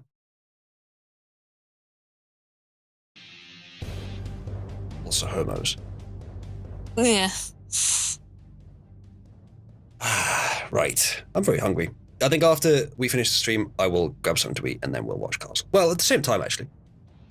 But Yeah, sure, you can go cook something while I stream. I can cook something quick. But yeah, we'll put on Castle straight away and then I'll be AFK for a bit getting food. I had some nice lasagna today. Ah. It's good. Do you know, Dai, in case you didn't feel bad enough about us watching ahead of Moch, she says that she's been trying to keep up by watching it in the background and she has actually kept up with us. She told me that and I felt so bad. I was like, oh, oh no. I don't know how she's keeping up because we're watching quite a bit. Like, I think she's watching them. Night. She's probably watching them in the background while she's doing art or something. Yeah. Well, she has seen them before, so. That's also true. Seeing Fizzard fall to the cobblestone, Presser Madam H launches from the bats over to him with her dagger to finish the job. Fizzard recovers to dodge, and as the bats disappear into mist, he pulls out Presser Madam H's long-sought enemy.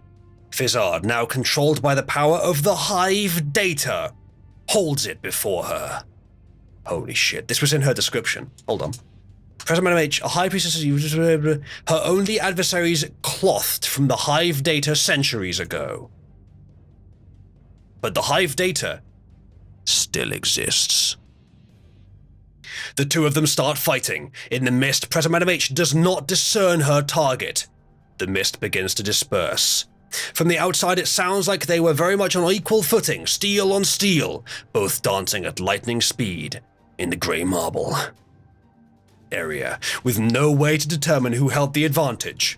When the mist does recede, the two, exhausted, drop their weapons, and Professor Madam H reveals a broken sword with the cracked blade lying in a puddle of the enchanted blue and bronze colors of ancient... Oh shit. No more text generations, chat. Gimme a second.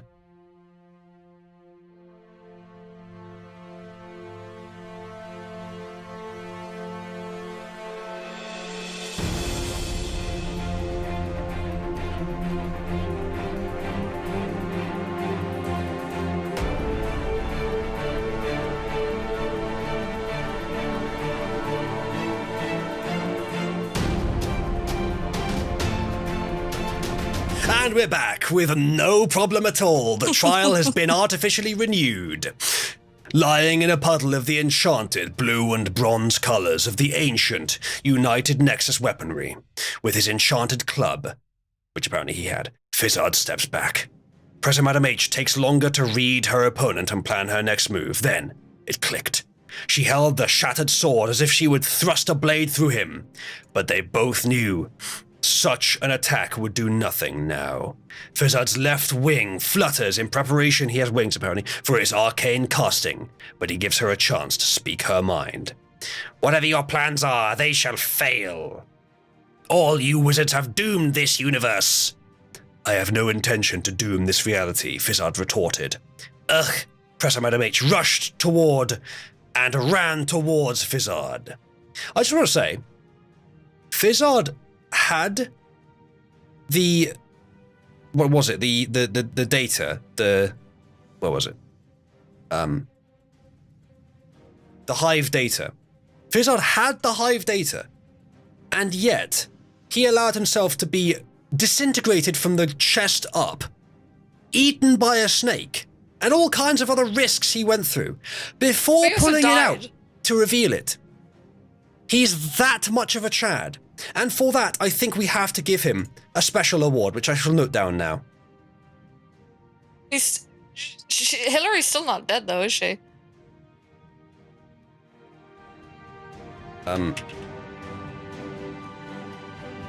No, they're both still going. They're still going. It's now Hillary's turn. It's Plasma's turn.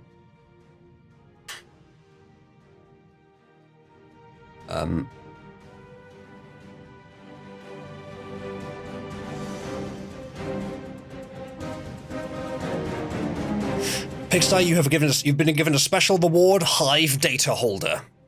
Or Hive Data Hoarder. No, Holder. I wanted to imply that you kept it for longer than you needed to, but... Dramatic effect reward, maybe. Alright. So, we await Plasma's turn.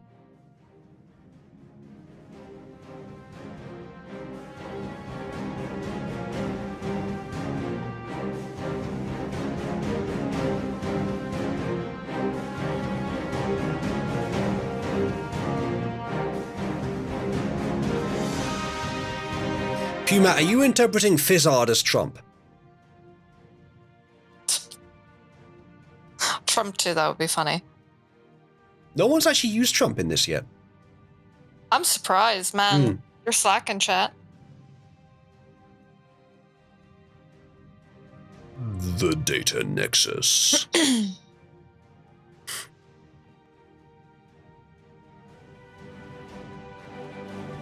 Alright, this may well be the last turn of the game.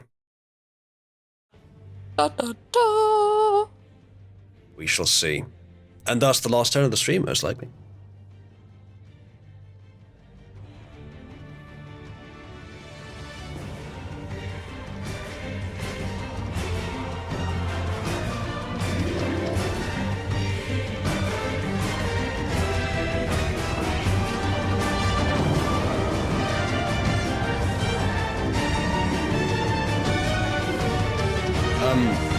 Matthias, you can reference them as long as they don't show up in the arena with you. The AI can do that, but you can't say they do.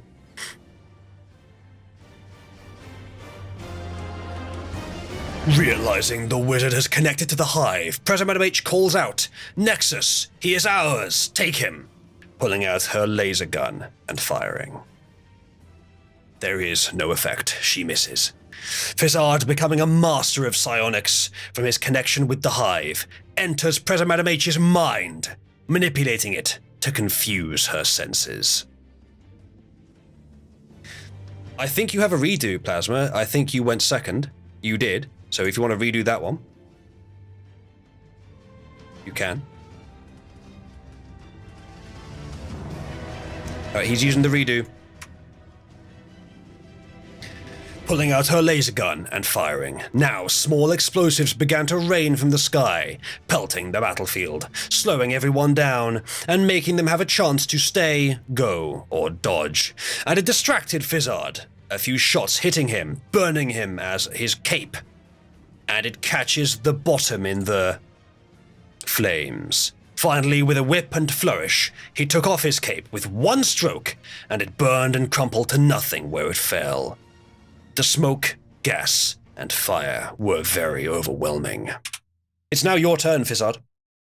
Congratulations, Plasma. On this turn, you have defeated Fizzard's cape.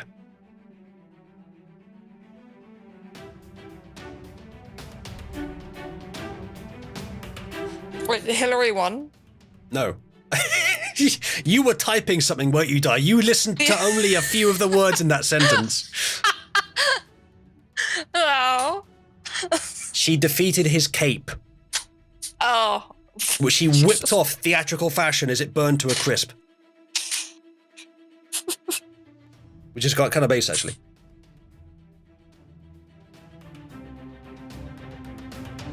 You're getting a special reward.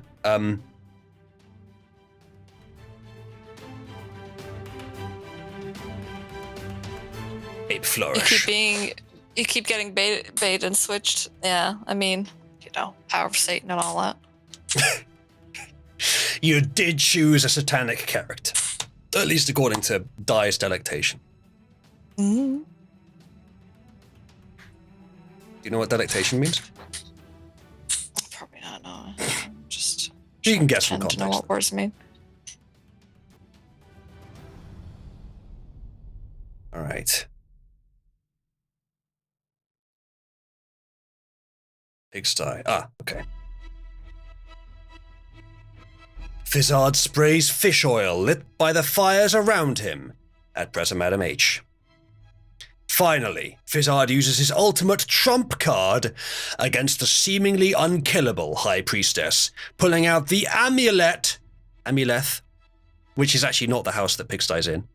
Nope, never mind. Amulet of Draconic Entropy, a trinket capable of altering molecules to a gaseous state, and he transforms it into a noxious air, which causes Predator Madam H to quickly disappear.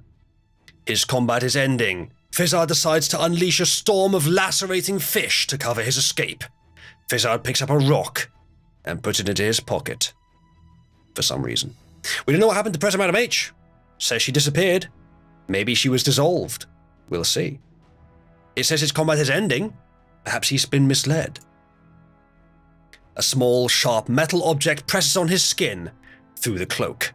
Fizzard sends a stream of enchanted herring crashing down on the stage from on high in hopes that they will blind and sting the meddlesome creature away so that he may leave the arena.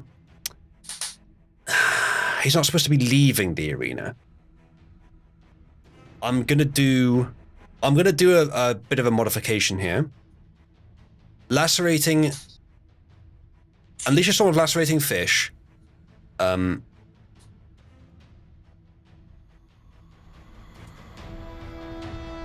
stream of enchanted herring.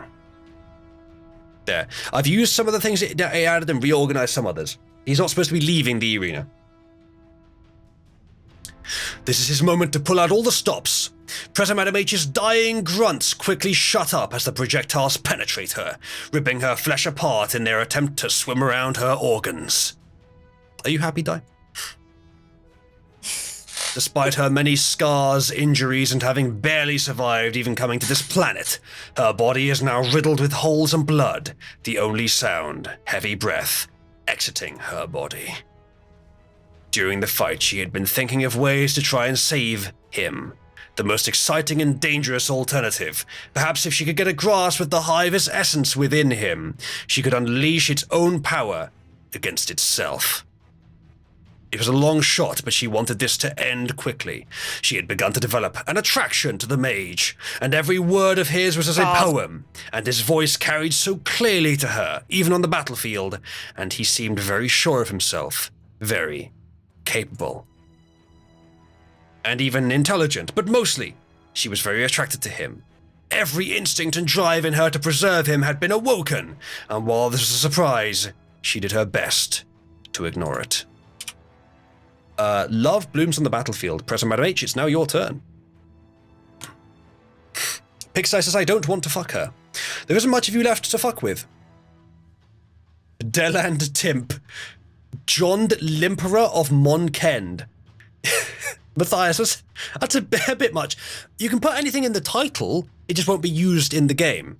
So put God Emperor of Mankind if you want. And he is the sworn enemy of Professor Madam H. He wields a flaming sword of truth and pure meme magic to fire all his people's enemies. Very good.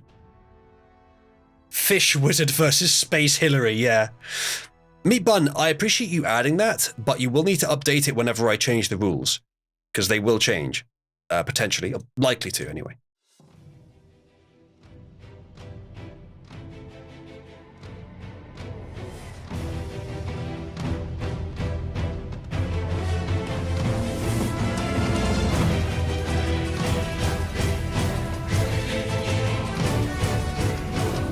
By the way, chat, if these two end up getting into a loving relationship, it's a draw.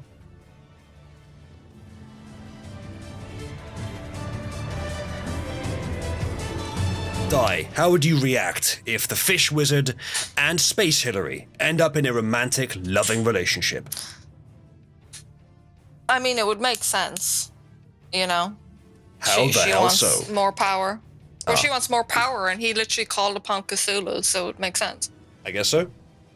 There's no actual love there. It's all about, you know, what she can gain. I guess so, yeah. Same with Clell Benton. Probably. I mean, I hate to judge, you know. All right, we await the turn of Predator Madam H.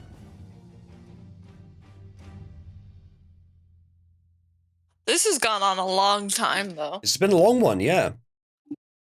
With 30 minutes past the minimum length of the stream. I think you might have to just put on like they both die, and we go watch Castle. We can continue in the next session. We can call the session now and continue it next time. We did that earlier today. If we do that, as Pumat implies, it qualifies for double reward, so 5,000. But does it already qualify? Maybe, Pumat, maybe. The President Madam reappears behind Fizzard, laughing, and says, I like you. It's a shame I have to do this, but I love humor more. Then she strikes. Plasma, you gotta win. Come on, my dude. Lunging at him to capture him, to keep him at her side, mentally and physically, forever. I love how you're trying to, like, work in the love, but deny it, and the AI is like, yeah, we'll just go with the work in the love part. She begins to put something into his mind with the power of her own, that he belongs to her. Fizzard has mixed thoughts of how to handle this, not wanting to hurt his beautiful opponent any more than she already is. It'll take 10 minutes, but he is confident of his victory. I'll bloody hold you to that, AI. If I'm here another 10 minutes more, I'm calling it for now. Fizzard, it's your turn.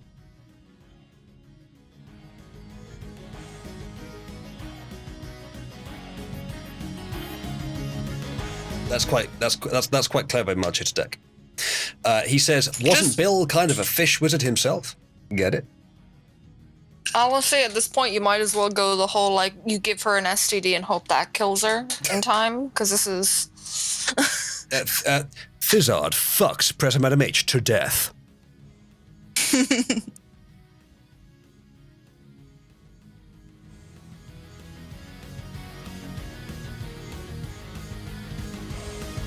Matt, that would imply that either she is immune to STDs because she's a demon or a lizard person, which is perfectly plausible, or they never had sex.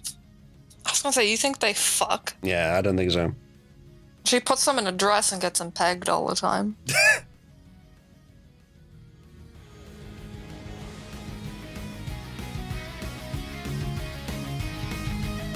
Alright, we await Fizzard's turn. End this. End this horror. This must not continue. Now.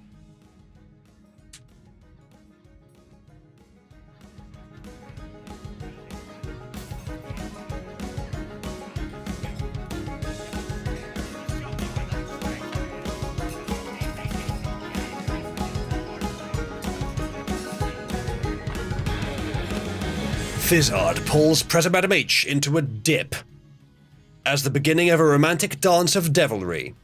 What do you mean into a dip? God, the romance angle is fucking cringe. I guarantee people make fucking people make fan fictions out of using this AI. That's why it does this, I bet. It's a dance move, apparently. Ah. Alright, fucking fine by me. Let's see what it says. And pulls her close, as if to kiss her gently. She tries to resist, but the effort is in vain. Rape. The power in Fizzard's kiss is even greater. Her skin becomes purple, turning from bright red to this bright magenta color, and she grunts, clenching her eyes and fists in pain. Eventually, she gives in. Your magic is unmatched. But why use it to disturb a universe that has its own order? What could you hope to find that is so precious? Why not join the great civilization? She says, almost lovingly, as the effects of the spell continue to be felt by her. She is weak. I'm sorry. I must kill you.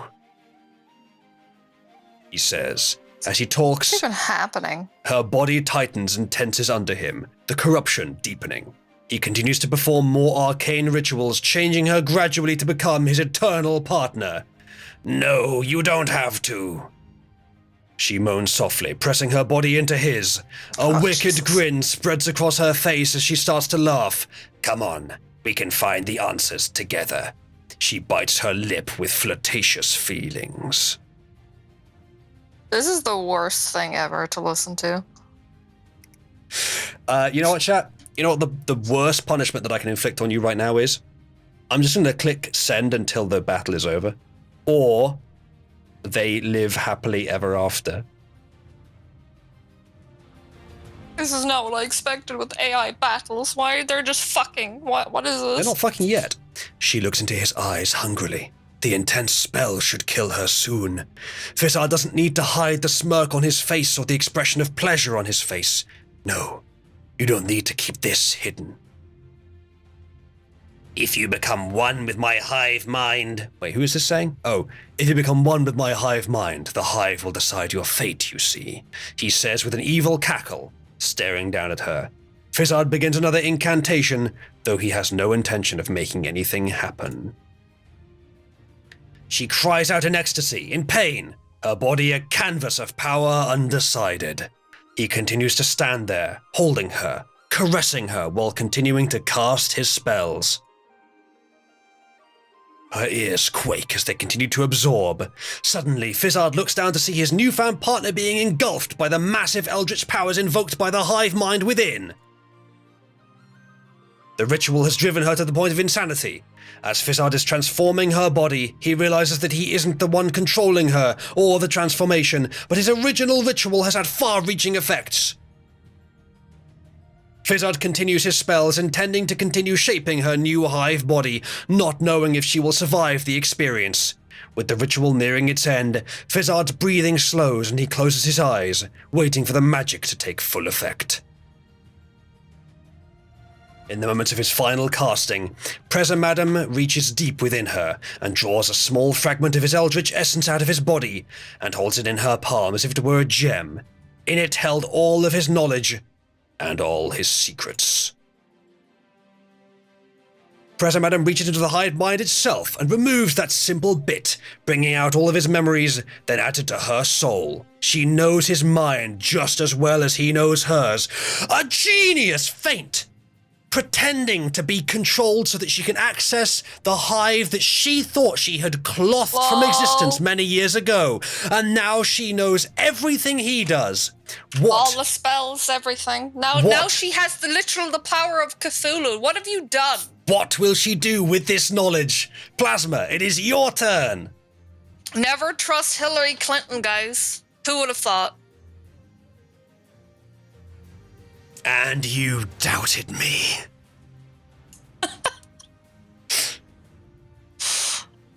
Oh, this is so stupid. I think you mean epic, grand, and remarkable. A tale for the ages. All right, Snow Bunny, it's your turn.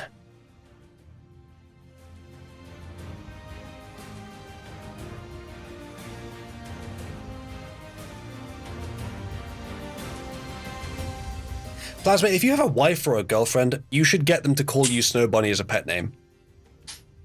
Ugh.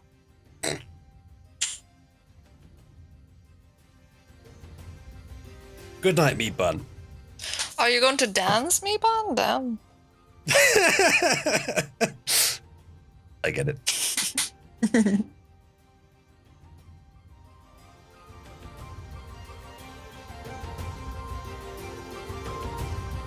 All right. The Prezamadam sees her moment to strike as he lets his guard down. Well, you can't say that, as he seems to have let his guard down. Is that okay? Good night, 8-Bit. Oh, no. That's not okay. 8-Bit, we're going to be watching Castle.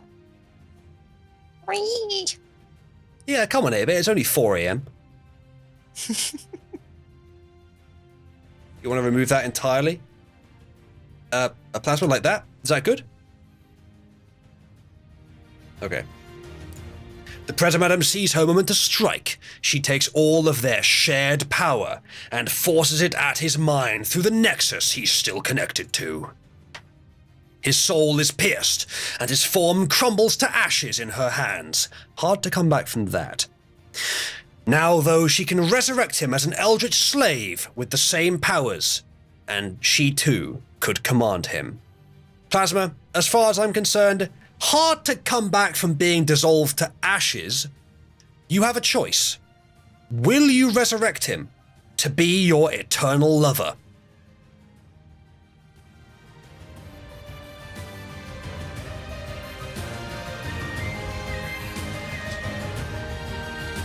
What do you mean, burgers, Libertine?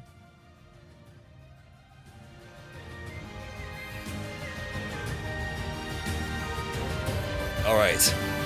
He is reserving the ability to resurrect. Perhaps you will keep the ashes in an urn, in which case I will put that as a thing for you. So, Plasma kept the ashes of her lover opponent, Izzard, for later resurrection. There we go. That's done. That is ready. That is available for you. Okay, that, chat, is the end of today's stream. I believe Hillary won.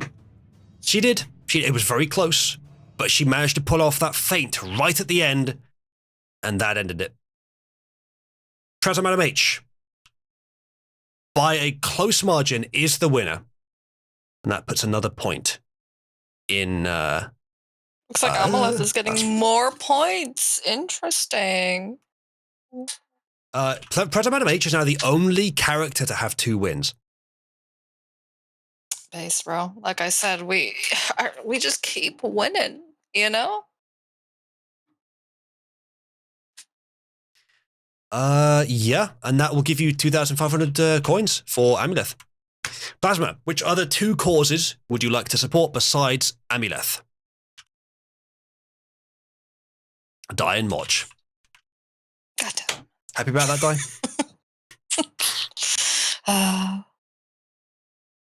All right, here's the overall TP now at the end of the stream. Moch and Die are the 2 closest to being on the board, on the top 9 who aren't yet on there. Moch is in 10th, Die is in 11th.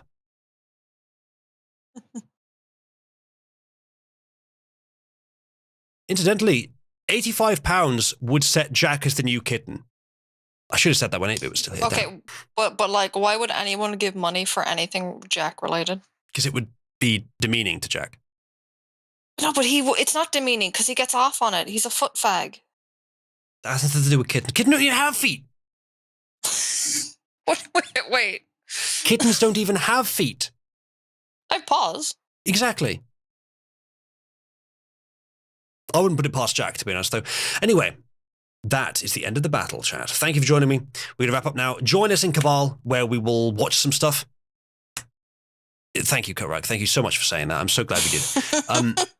That is the end of the battle. I will see you in Cabal. I will try and set up more stuff for this for next time. There's things I need to fix. Yes, thank you for joining. Thank you, Dai and earlier Moch, for being my co-commentators. I didn't really do much, but you're welcome. It's all right. You had some interesting input. We will now end the stream. Thank you for joining us. See you in Cabal.